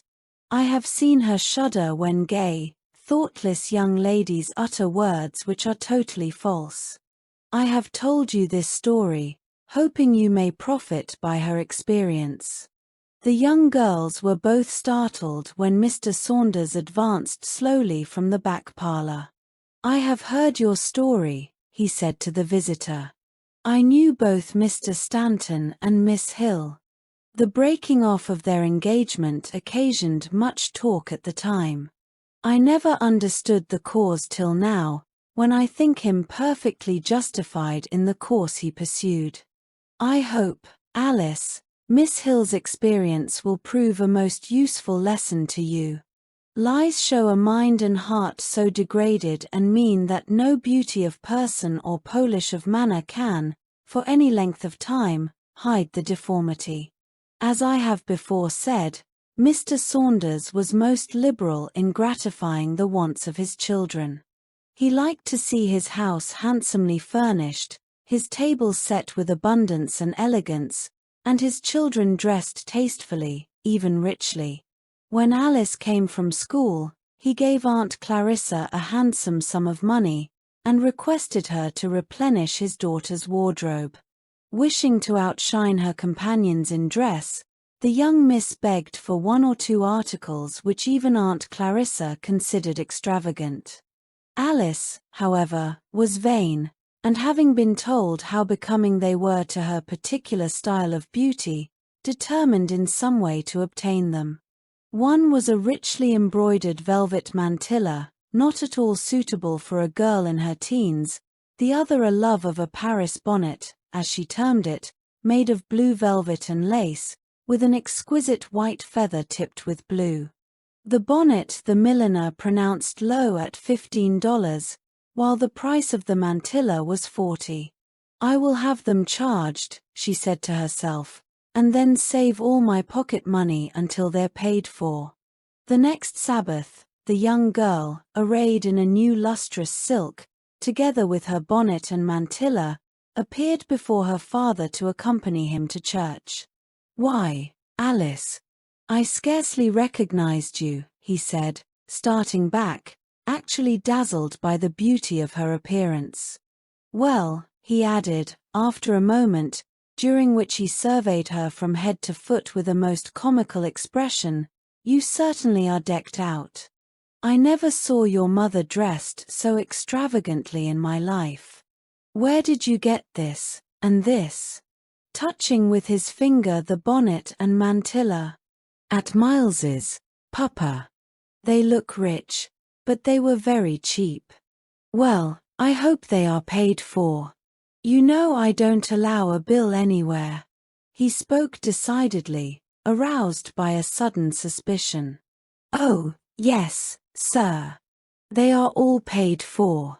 Aunt Clarissa had the money, you know." She looked full in his face as she made this reply, and he, quite satisfied, said he was ready, and it was time to go to church. Alice heaved a sigh of relief.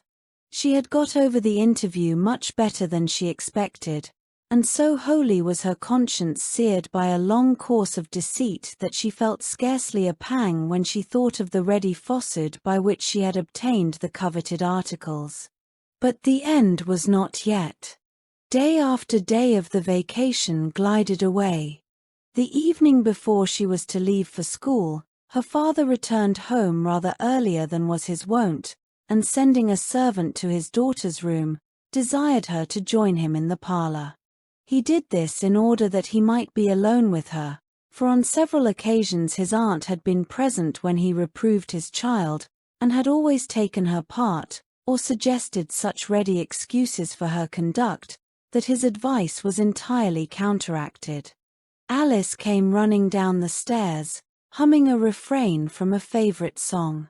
Her cheeks were tinged with the softest rose color, and the silken tresses lay lovingly upon them, while a pretty smile dimpled her small mouth. As she entered the room, fully expecting to see a caller, her father stood and gazed at her, but no pleasure kindled his eye or heightened the color on his cheek.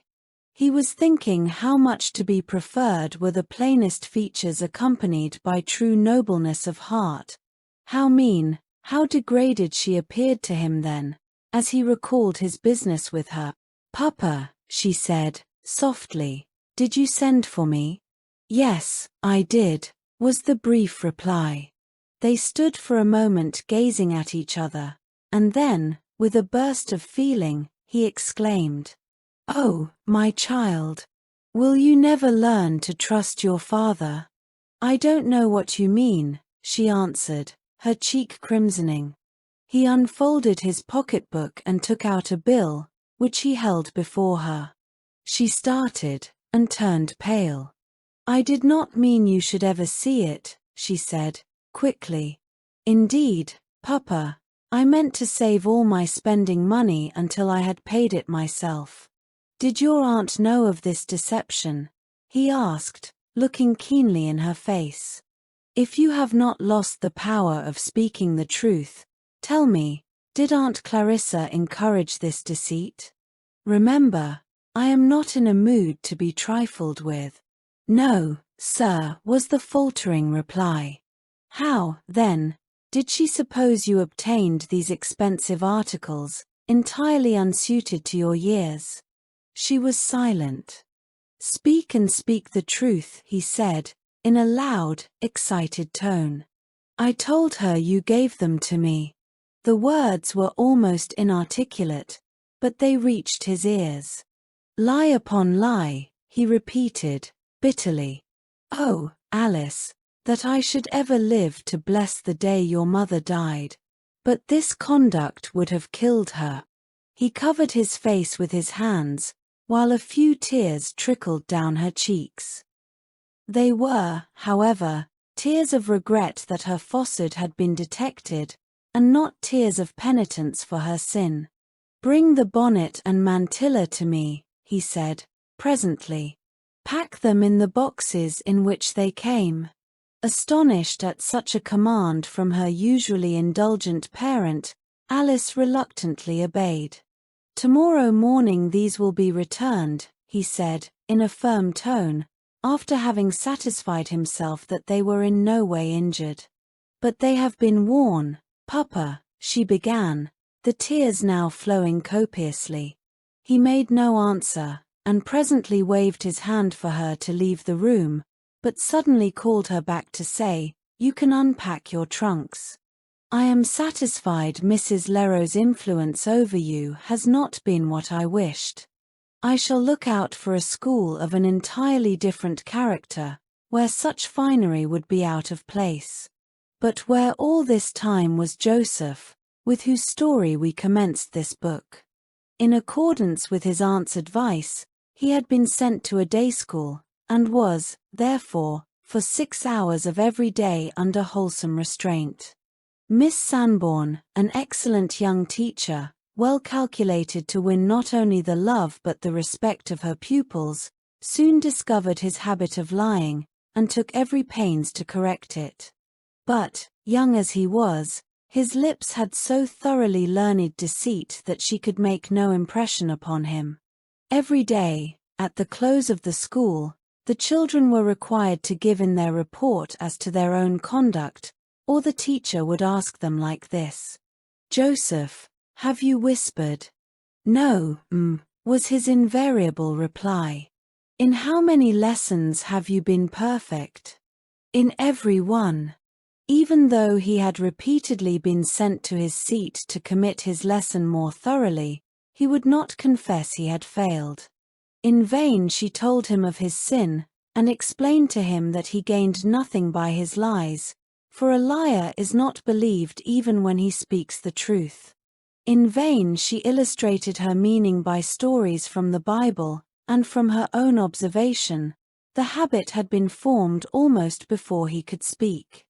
Aunt Clarissa lied to him when she told him the medicine was not bitter, and laughed, after he had swallowed it, at her success in deceiving him. Margaret lied when she promised to sit by him all the evening, and then slipped away when he had fallen asleep. Even his father lied when he threatened to punish disobedience to his commands, and then failed to execute the threat. One day, when Joseph had been more than usually unruly and then insisted that he had broken no rules, the teacher detained him after the scholars were dismissed and tried to point out the wickedness of his conduct. Do you know, Joseph, who is the father of lies? She asked, seriously. No, it is the devil, who, the Bible says, goes about like a roaring lion, seeking whom he may devour. I never saw him, so I guess he don't come to this town, the boy answered timidly. Yes, he has been in this room this afternoon.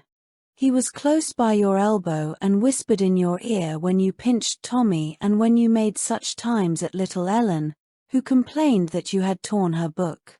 And he was there again when you told me you had been a good boy.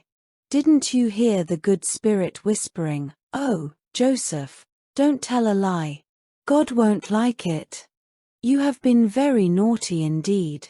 It makes my heart ache when I remember that God, who never lies, who never in any way deceives us, has said, all liars shall have their part in the lake which burns with fire and brimstone.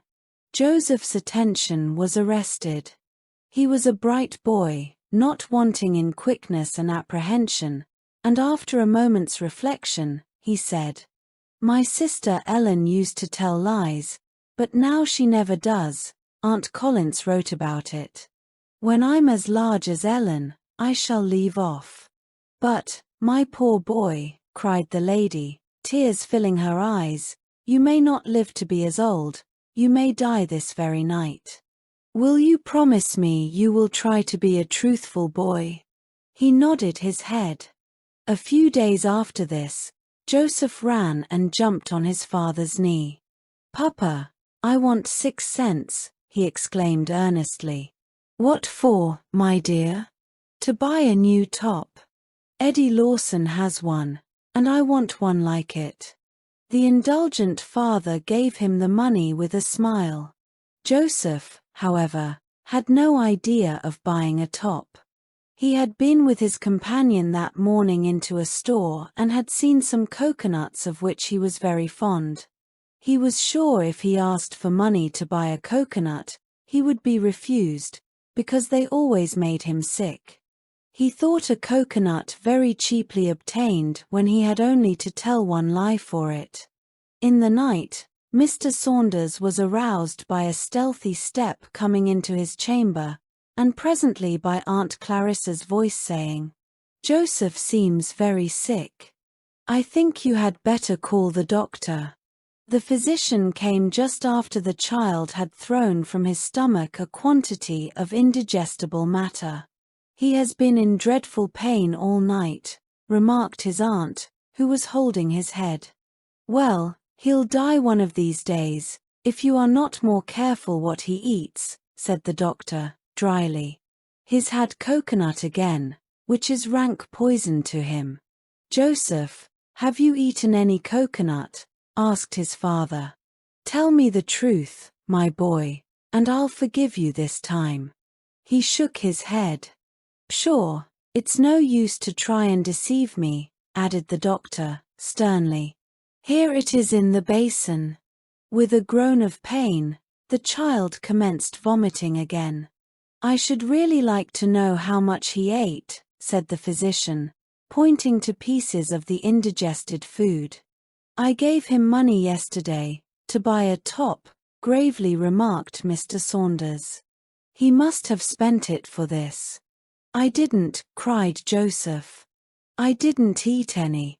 After administering a simple quietive, Dr. Long turned away, and, motioning the father from the room, said, abruptly, "Your boy will end his days on the gallows, if you don't correct his habit of lying."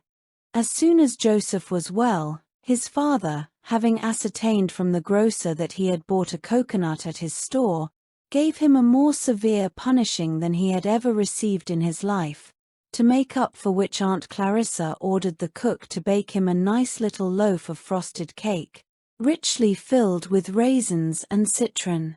The room where Joseph attended school was situated on one of the principal streets, just opposite a druggist's store. The front windows with their immense panes of cut glass, behind which were large jars filled with colored liquid, presented a most attractive appearance, and Joseph, in common with his other companions, often paused in front of them. The only objection Miss Sanborn had to her schoolroom was, that there was no yard adjoining, where the pupils could exercise at recess, and thus they were obliged to play in the street. Throwing ball was strictly forbidden, and rolling hoop was inconvenient to passengers, so that it required considerable invention to devise plays which would not be objectionable. Among his companions there was not one Joseph liked so well as Dexter Russell, a boy near his own age, who resided in the same block. This child, the son of watchful Christian parents, was a lad of ardent temperament and quick passions, but of generous, noble impulses, and perfectly truthful.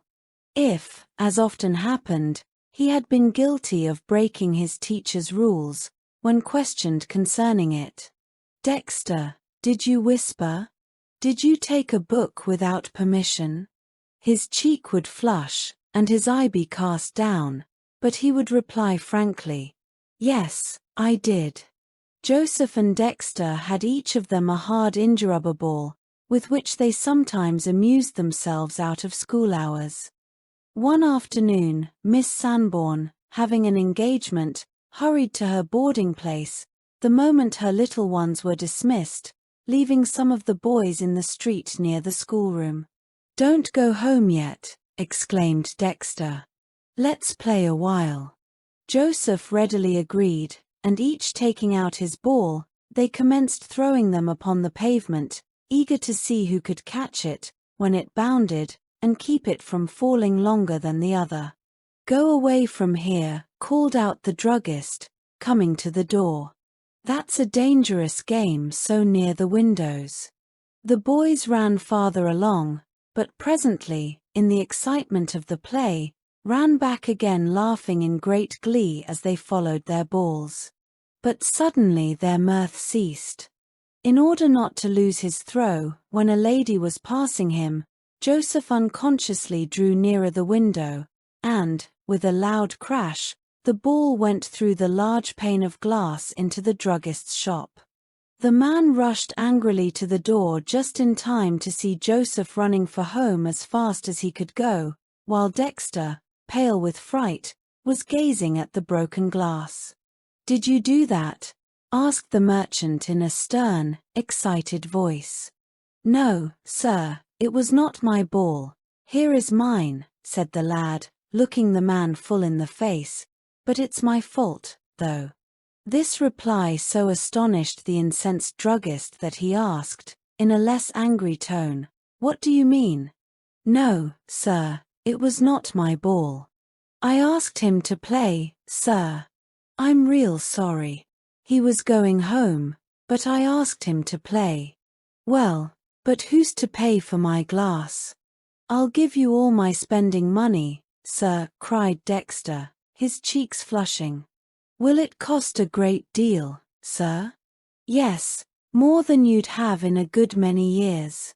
You know I told you to go away," he added, softening, as he saw the distressed, eager face looking into his so wistfully, "and I can't afford to buy glass for boys to break." Dexter choked, but did not speak for a moment. At length he said, "My father promised to buy me a magic lantern. Would the money that would cost pay for it?" Instead of answering, the man inquired, "Who was that boy with you?" "Joseph Saunders." "And he threw the ball?" "Yes, sir, but he didn't mean to." "Why didn't he come and say so, as you did?" "I suppose he was afraid, sir," replied the boy, hesitating. "Well, you may go now, and remember, I forgive your part of the blame because you so courageously confessed the truth." The same evening, Joseph was sitting near his father, talking and laughing, when a ring of the doorbell summoned Mr. Saunders from the room. He came back presently, however, followed by the druggist's clerk, who said at once, "That's the boy, sir." The father frowned, looked again at the bill, for damages, 1 pane of cut glass, $20, and then turning to his son, said, "Why can't you learn to confide in your father? Why didn't you tell me what you had done, Joseph?" There was no reply. "Haven't I forbidden you to throw a ball in the street? And now here is a bill of $20 because you didn't obey me. Who says I threw a ball?" Joseph's voice trembled. "My master says so, and the boy playing with you saw you too. Tell the truth, Joseph. Did you do it?" Mr. Saunders's voice was so stern the boy began to cry. "No, sir, I didn't. It was Dexter. He asked me to play with him, and then his ball went right into the window." With a sickening dread lest his only son was again deceiving him, the gentleman said, Tell your master I will see to this in the morning. If my boy broke it, I shall, of course, pay for it, but I wish first to be sure of the fact." As soon as the clerk was gone, Mr. Saunders took Joseph and went to Mr. Russell's. Dexter was just going to bed, but, at the gentleman's request, was called back to the parlor. The father, who was closely watching his boy, saw that when his companion entered, smiling frankly, he looked very much confused. "I want you to tell me all about Mr. K.'s glass. How did it happen to be broken?" said Mr. Saunders, after having cordially shaken the child's hand. Dexter, without a moment's hesitation, and with his eye fixed on the gentleman's face, repeated minutely the events of the afternoon, every word of which carried positive conviction of its truthfulness to the father's heart. He looked at Joseph, when the story was finished, with such an expression of anger and contempt that the boy began to cry. At last he sobbed out, "I shouldn't have thought of playing if he hadn't asked me." The doctor's warning flashed across Mr. Saunders's mind, but, making an effort to control himself, he patted Dexter's head fondly, saying, "You are a noble boy," and then, followed by Joseph, took his leave. The next morning, the money was paid, but for days, the poor mistaken father looked as if he had lost all his friends. He talked long and earnestly with Aunt Clarissa, pointing out to her the result of all her foolish indulgence, but she was far from viewing it in as serious a light as he did. She urged that he was very young, that such habits would soon correct themselves when he was older, that she was sure the poor child meant no harm. With a sigh he turned from her, feeling that it was hopeless to try and convince her of her error, and passed half the night in writing Mrs. Collins, and urging her to be a mother to his motherless boy. After some weeks of struggle between inclination and what she feared was duty, she wrote that she would take Joseph into her family for a few months, but could not yet promise to do so for a much longer period. Before the arrangements could be made for his removal, however, a painful event occurred which prevented him from going to P.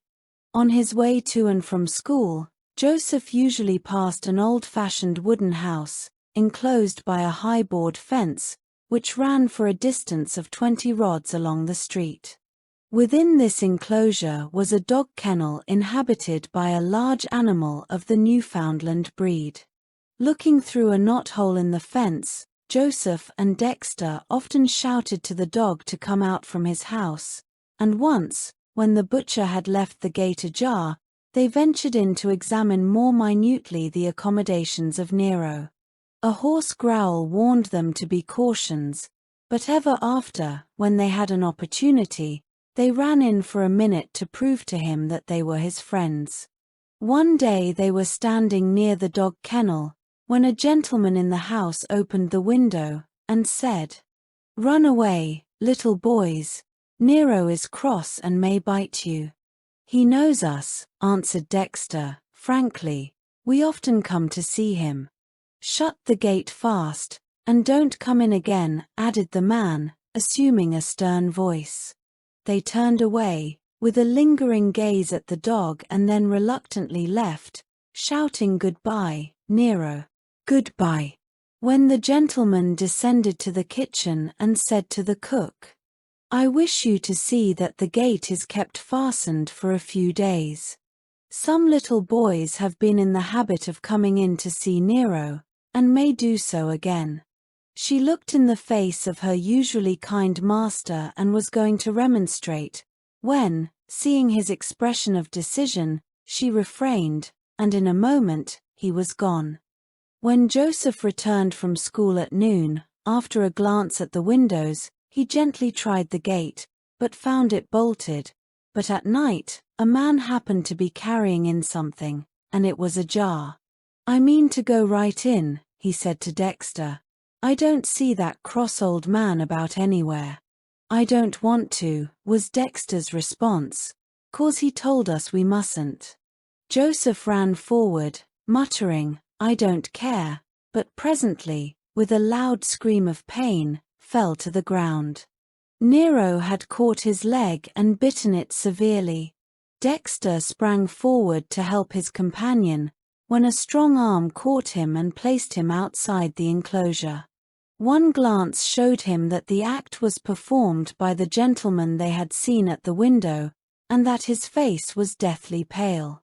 Joseph was not so much hurt but that in a few minutes, when the wound had been dressed, he was able to walk home accompanied by the gentleman, who seemed strangely agitated at the event.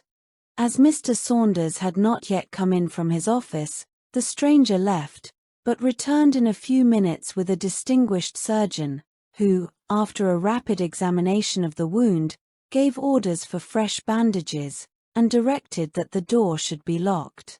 Aunt Clarissa was indignant, and began to remonstrate, when he cut her short by saying, curtly, "It is his only chance of life."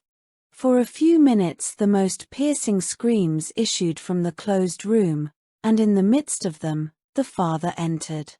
"Mr. Saunders," said the surgeon, when he was admitted to the side of his boy, "I am sorry to say your son has had a bite in the leg from a dog. It would be slight, however, were it not for the fears of the owner that the dog is mad." The poor father staggered back, pale and trembling, when the stranger added, "I brought him home, and, knowing his only chance of life was that the wound be cauterized without delay, I summoned Dr., who has just completed the operation." Mr. Saunders, pressing his hand to his forehead, rushed to the sofa where Joseph lay pallid and exhausted with suffering.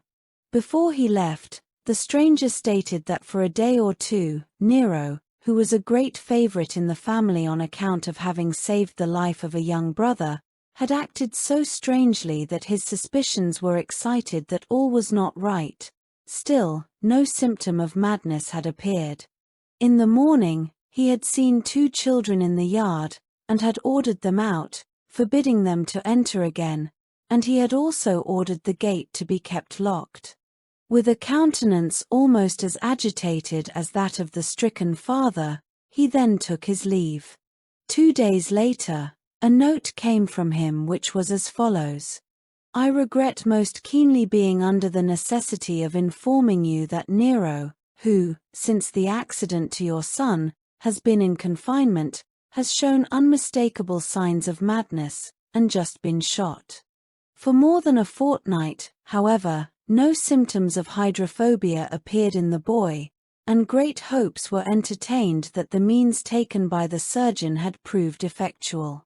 But at the end of that period, he had a violent fit, which was followed by many others, until, at the close of the 6th week from the time he was bitten, he died, leaving his father a prey to the keenest grief and remorse, while Aunt Clarissa, half frantic with sorrow, wandered from room to room, wringing her hands and calling to Joseph to come back, come back. Alice, who had been placed under the care of a lady who superintended the education of a dozen young misses, was recalled for the funeral. Her father was somewhat comforted in his affliction by seeing that her brother's death seemed to make a great impression upon her usually volatile mind. During the few days she remained with him after the funeral, he had many grave conversations with her regarding her future, representing to her that, now Joseph had been taken away, all his comfort for this life depended on her and her sister. "I look forward," said he, warming with the subject, "with pleasant anticipations to a calm old age, brightened by the attentive care of my virtuous daughters. If I may be permitted to live," he added, with more seriousness, "to see them, like their mother, adorning the station to which God shall call them, I shall be happy indeed. But remember, Alice," taking her hand affectionately, "your mother was a Christian lady. Since Joseph died, I have reflected much, and with bitter regret, that I have not more faithfully performed the duties of a father." He paused, much agitated, but presently added, "Oh, Alice, I hope you may never give me occasion to mourn over my fond, foolish indulgence to you as I have mourned for your brother." Alice was affected at her father's words, and made a resolve to be more dutiful and regardful of his wishes. But she made it in her own strength. We shall see whether she kept it.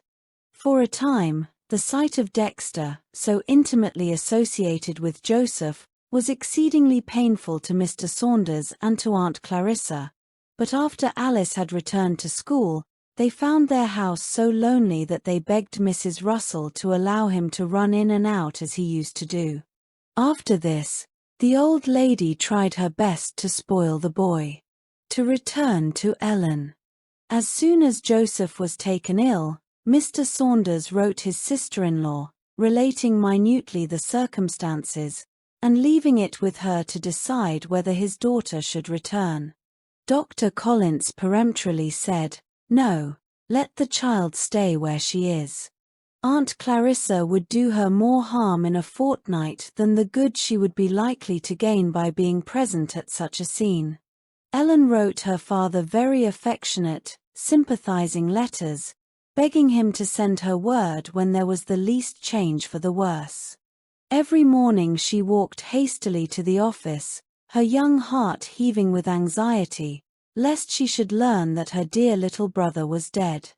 She had begun to pray now, and with her whole soul, she begged for a blessing on her brother, that his sins might be forgiven, and he prepared for heaven before his last change should come. "Oh, how I wish Aunt Collins could have had the care of him," she exclaimed one morning, with a burst of tears, returning from the office with the intelligence that the poor boy's life was fast drawing to a close. "How can I endure to have him die so?" "You must pray, and pray earnestly, dear cousin," replied Mary. "God is both able and willing to bless the poor boy. His Spirit can work on the heart of the dear sufferer even when, to those around him, he may appear unconscious. I can't help thinking that I might have been taken. If I had died before I came here, while I was so wicked, oh, it makes me shudder to think what might have become of me."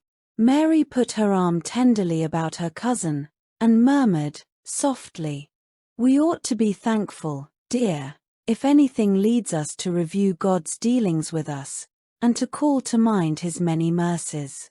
"Do you think, Mary, I shall ever be a Christian?"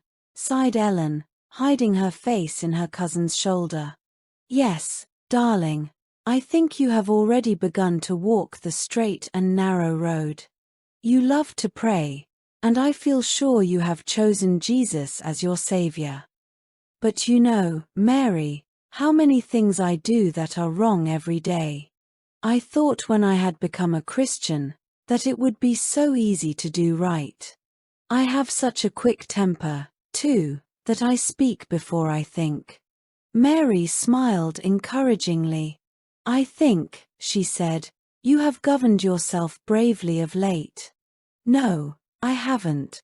Only yesterday I was real downright angry with Margaret when she wouldn't iron my white apron in season for me to wear it to school. You know, all our class had aprons alike with pockets, and all braided the same pattern, and we had agreed to wear them together." Ellen's face flushed as she recalled her disappointment.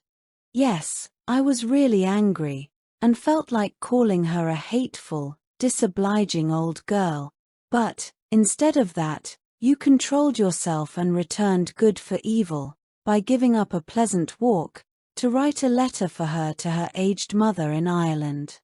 Do you think you would have done that when you first came here? Or, could you have done so now if the good Spirit had not aided you?" Ellen laughed through her tears, saying, "I think I should once have scratched her face for her. But, Mary, do Christians ever feel angry? I never saw you, nor aunt, nor uncle vexed." "You make me ashamed of my shortcomings," said Mary, blushing. "I think as you have acknowledged your fault so freely, I must step into the confessional box, and say that I overheard your talk with Margaret about the apron, and after you left, reproved her sharply for disappointing you. I think she did very wrong. If I had known about it in season, I would have ironed it for you. I have heard Mother say that I had naturally a passionate temper, but as I was taught to curb it from my earliest infancy, it has become easy to do so. You deserve far more credit than I do. The tidings of Joseph's death came at last. Mr. Saunders wrote his sister, who broke the sad intelligence to her niece in as cautious a manner as possible. Though the event had been expected for days, yet Ellen wept as if wholly unprepared for it. Is he happy now? Has he joined Mother in heaven? Were questions ever recurring for the next few days. Mrs. Collins wept with her niece, begging her to leave her dear brother where she had left herself, in the hands of a merciful and forgiving God. Remember, dear Ellen, she said, that your mother was a Christian woman, who early dedicated her son to his Savior. What may those prayers not have done for him even in the last moments of his life? This was the saddest our Ellen had ever known, warm and ardent in her attachments to an extreme. Now that Joseph had gone, she tortured herself with thinking how little she had ever labored for his best good. If I had done my duty, had been a truthful, obedient child, she would exclaim, with a fresh burst of grief, this dreadful sorrow would never have come upon us. Now father has no son, and I have no brother. Except Frank, murmured Mary. We have all adopted you, darling. The impulsive girl put her arms around her cousin's neck, and embraced her tenderly. It was not, however, until Frank's return from school, that Ellen regained her wonted cheerfulness. Dr. Collins made a great pet of her, and the first time he saw her smile in return to some sally of wit from his son, he said that a ton's weight seemed lifted off his breast. I miss my birdie's merry songs, he said, tapping her cheek. Now that you are beginning to look like yourself, I shall hope to hear them again. Frank's presence had a cheering effect on the whole finally. He had so much to relate about his school, and told his jokes in such a dry, offhand manner, that no one could help laughing. There were times, however, when he and Ellen sat together in the bay window, that he listened tearfully to her account of her brother, how bright and intelligent he was, how capable under Aunt Collins's care of becoming a useful man, and showed her that with all his heart he sympathized in her sorrow. But, Ellen, he added, one night after she had related many events in Joseph's early life, you have a brother still. As long as I live, I will take care of you. Thank you, dear Frank, she answered, warmly, but you know father will need me soon. I must go home and finish my education in the city. Then I wish you had never come at all, he exclaimed, throwing her hand petulantly from him. I thought you would stay here always. Your father has Alice. And Uncle Collins has a wife and Mary and a passionate boy, Ellen answered, laughing. When I'm gone, you'll be sorry you treated my poor hand so badly. The youth gazed a moment in his cousin's face, then left the room without speaking. I do not mean to give the impression that Ellen had changed suddenly from a passionate, deceitful child to a yielding, truthful one. She still had many faults to overcome, some of which sorely tried the patience of her good aunt, but the influences around her were all in her favor, and she was trying to do right. The suffering and mortification Sue endured during the first weeks of her residence with her aunt fixed indelibly on her mind the sin of lying as well as the happiness resulting from perfect truthfulness. More than all, Ellen, having learned by sad experience the weakness as well as the sinfulness of her own heart, sought strength from above to resist all temptation to do evil. Every day she witnessed in the conduct of a schoolmate the sad consequences of lying, and was more than ever resolved to guard carefully the door of her lips lest her mouth should utter deceit. Jose Maxwell was an only child, indulged in every wish that her foolish little heart could form. At last her mother was taken sick and died, leaving her daughter to the care of the old housekeeper. This woman soon grew tired of her whims and caprices, and in the absence of her father, sent her to school. There she was under restraint, which soon grew so irksome that she resorted to every means to evade it. With the most unblushing effrontery, she told falsehood after falsehood to her teacher as an excuse for not learning her lessons. Sometimes she had been suffering from severe headache, or her book was lost, or the housekeeper wished her to go away on an errand, or a letter from her father required an immediate answer.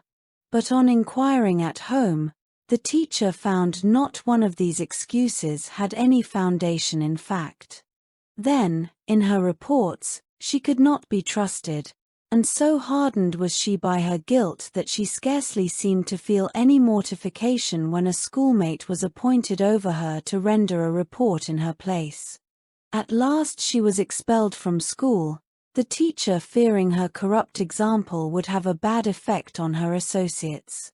A few days later, Ellen was walking slowly past Mr. Maxwell's handsome house in the village, when Jose came out and greeted her in the most cordial manner. The young girl was quite handsome, and, when so disposed, could render herself very agreeable. She urged Ellen to go in and see her, and our young friend, hoping to do her good, after a moment's hesitation, complied. An hour or two was passed in talking of the school, and then Ellen came frankly to the point of Jose's want of candor, begging her, by what she had herself suffered, to turn from so wicked a habit, and try the beauties of sincerity and truth. At first, Jose looked very angry, but for reasons of her own, did not wish to show it, and concealing her true feelings, urged her companion to visit her often. "I should like to," was the frank reply. "I thought I could influence you to become good. If I had not been sent to a kind friend like Aunt Collins, I don't know what would have become of me."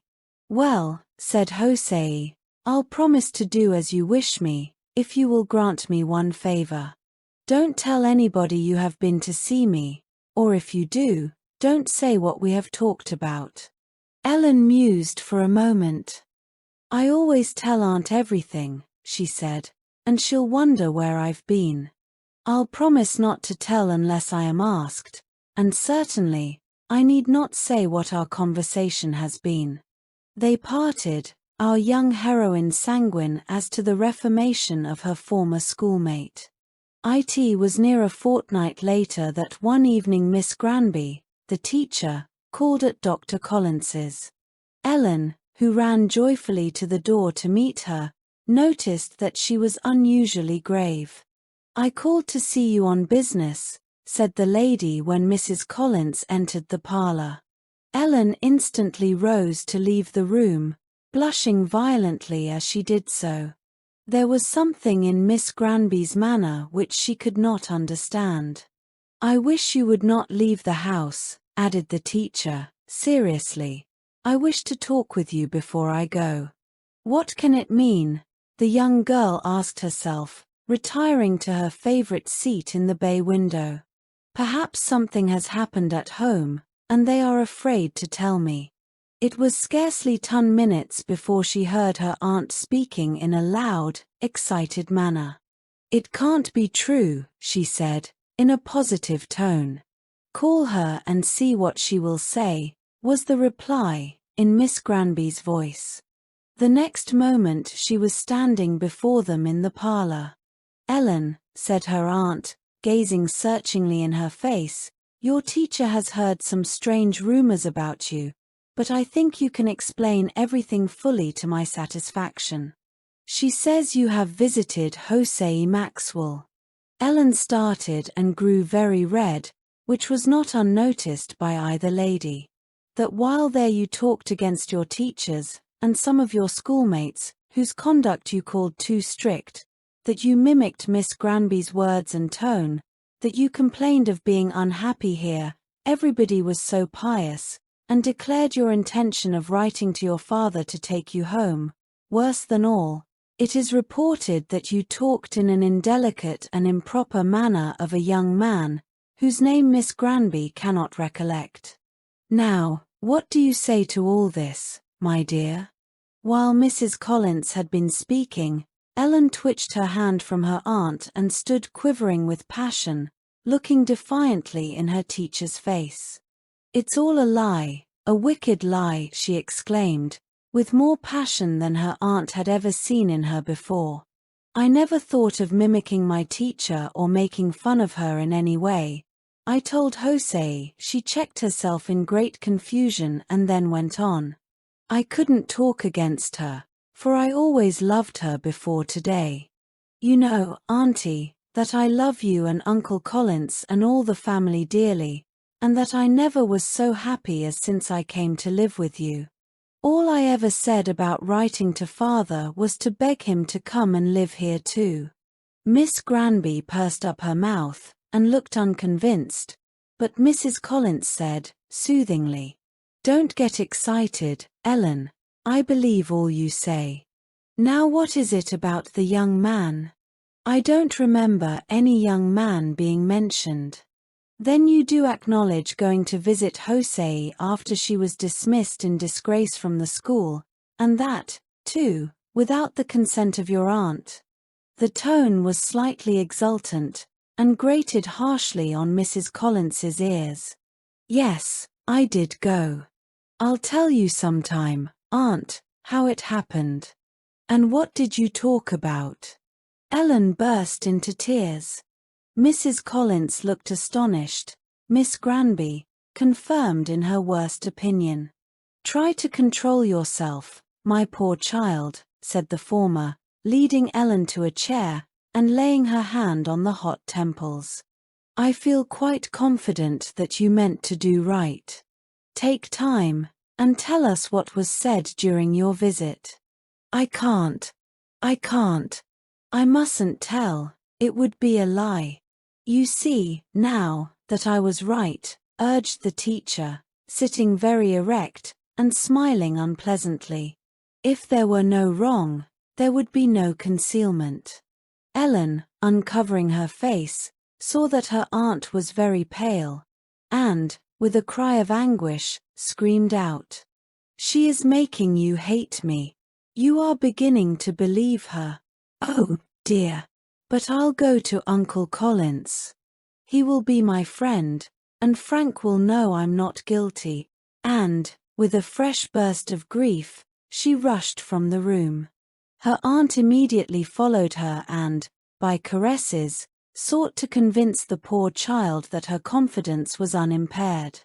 When she had somewhat soothed her, they went back to the parlor where Miss Granby sat firm and unbending. She was a good woman, but her dignity had been deeply wounded by the liberties taken with her name, and fully believing in her pupil's guilt, she took no pains to conceal her feelings. The doctor's gig at this moment drove into the yard, and Ellen, who heard his voice, said eagerly, "There's Uncle. Mayn't I ask him to come in?" The gentleman presently made his appearance and gazed inquiringly at one and another, as if waiting for an explanation of the scene. "Uncle," cried Ellen, "if I make a promise not to tell anything, won't it be a lie if I should tell?" "Certainly, or, rather, it would be breaking your promise. I went to Jose Maxwell's once. I used to know her at school, and I felt very sorry for her disgrace, because I couldn't help thinking that Yes, pet, I know. One day I was walking by, and she came out and urged me to go in. I thought at first I wouldn't, and then she leaned forward and whispered in her uncle's ear, 'Very right, very well, child.' I stayed a good while, and when I come away, Jose promised to do what I had been asking her, if I would promise not to tell that I had called there, and what we had been talking about. I promised the first unless I was asked, and said certainly I wouldn't tell the last. Now, said Mrs. Collins, there are sad reports concerning that visit, all of which Ellen indignantly denies. But not quite to my satisfaction, I must confess, added the teacher, with a forced smile. From whom do these reports come? I have traced them to Hosei herself. Will you repeat them? She did so without a word of comment. Sure, such stories are simply absurd. We know our Ellen too well to believe such nonsense. She has become a truthful girl, Miss Granby, and it will take a good deal more than the testimony of a miss who has been convicted of lying as often as Hosei Maxwell has, to make me doubt her word. If there was nothing wrong in the conversation, murmured the lady, what motive could there have been for concealment? Ellen, look me in the face, said her uncle, in his abrupt way. Was there anything in the conversation alluded to which you would be ashamed to tell me or your aunt? Oh, no, indeed, sir. I was only, yes, now I do remember a boy's name. It was Hiram Jenkins, at the store. I was, but I mustn't repeat it. I'll tell you what I'll do. I'll go right away with you to Hosei's house and ask her to let me tell you. Yes, that will do finely. Miss Granby, I make a request that you will remain here till I return. Not a word was spoken during the short ride, though the doctor could see how closely every variation in his countenance was watched by the excited child. Unfortunately, Hosei was away from home for a visit of a week, and the explanation was, therefore, necessarily postponed. I wish I might tell you, uncle, said Ellen, when she had again squeezed herself into her seat beside the doctor in his buggy. I couldn't think why she should wish to keep it secret. Mrs. Collins was greatly disappointed. Not on my own account, she said, but in order to satisfy Miss Granby that our confidence in Ellen is deserved. You and I are satisfied, aren't we, pet? Added the merry doctor, tapping her cheek. I'm sorry Miss Granby don't believe me, faltered the poor child, after a glance into the teacher's uncompromising face. That is not of the slightest consequence, the doctor began, when, meeting a cautionary glance from his wife, he added, compared with the approval of your own conscience. Miss Granby does not know you as well as we do, or she would not have been so ready to believe a report coming from such a source. The teacher suddenly remembered that Dr. Collins was chairman of the school committee, and that her capabilities as an instructor might be questioned after this. She made an awkward attempt to justify the proceeding and then took her leave. The half-hour passed at the supper table was usually a merry one, but on this occasion, no one seemed disposed to talk. Ellen ate mechanically, her thoughts appearing absorbed in a reverie, and Mary, who had heard what had passed, having been especially requested by her mother not to allude to the subject for the present. The doctor, having listened to all the particulars of the teacher's visit, had ventured the remark to his wife that personal pique at hearing herself ridiculed had prompted the interview, that he was mistaken in the woman, having always before considered her a person of good sense. At last Ellen broke the silence by exclaiming, "And I loved her so dearly." "Loved whom, pet?" "Miss Granby." "Uncle, will you go to Mr. Maxwell's when Hosei comes home?" "I'll see about it." The next morning, Ellen was learning her lessons as usual, after a great struggle in her own room for grace to forgive her teacher's unkind looks, when her aunt said, "I'll hear your recitations today, my dear. Go on and commit them as usual." Ellen embraced her aunt in a rapturous manner. "How could anybody believe I wanted to go away from this dear home," she said, eagerly, "when you are such a darling mother to me?" Still Ellen did not seem quite happy. Several times during the day her aunt saw her sitting lost in thought. She was wondering what motive could have induced Jose to tell such dreadful lies about her, and whether her innocence would ever be proved. Another thing also troubled her. She was afraid that she had indulged in anger toward her teacher and that God was displeased. Even now she found it difficult to say, "I can forgive her." How, then, could she repeat the Lord's Prayer, "Forgive us our debts as we forgive our debtors"? On the Sabbath, Ellen passed Miss Granby in the porch, and though blushing painfully, held out her hand as usual to the lady. Mrs. Collins was deeply grieved to see that the teacher took no notice of the friendly salutation. The next afternoon, the doctor, in driving from one patient to another, stopped at the house and beckoned Ellen, who sat at the window, to come to the door. "Tell your aunt," he said, "that she is to have company to tea. The lady will be here about 5, and I'll try to be at home by that time." The doctor and his guest came up the yard together. He was in high spirits, while the lady looked anxious. Ellen ran to the door to meet her uncle and give him her usual kiss of welcome. Miss Granby bowed rather stiffly. After tea, the doctor ushered his company into the parlor, and then began in rather a formal manner.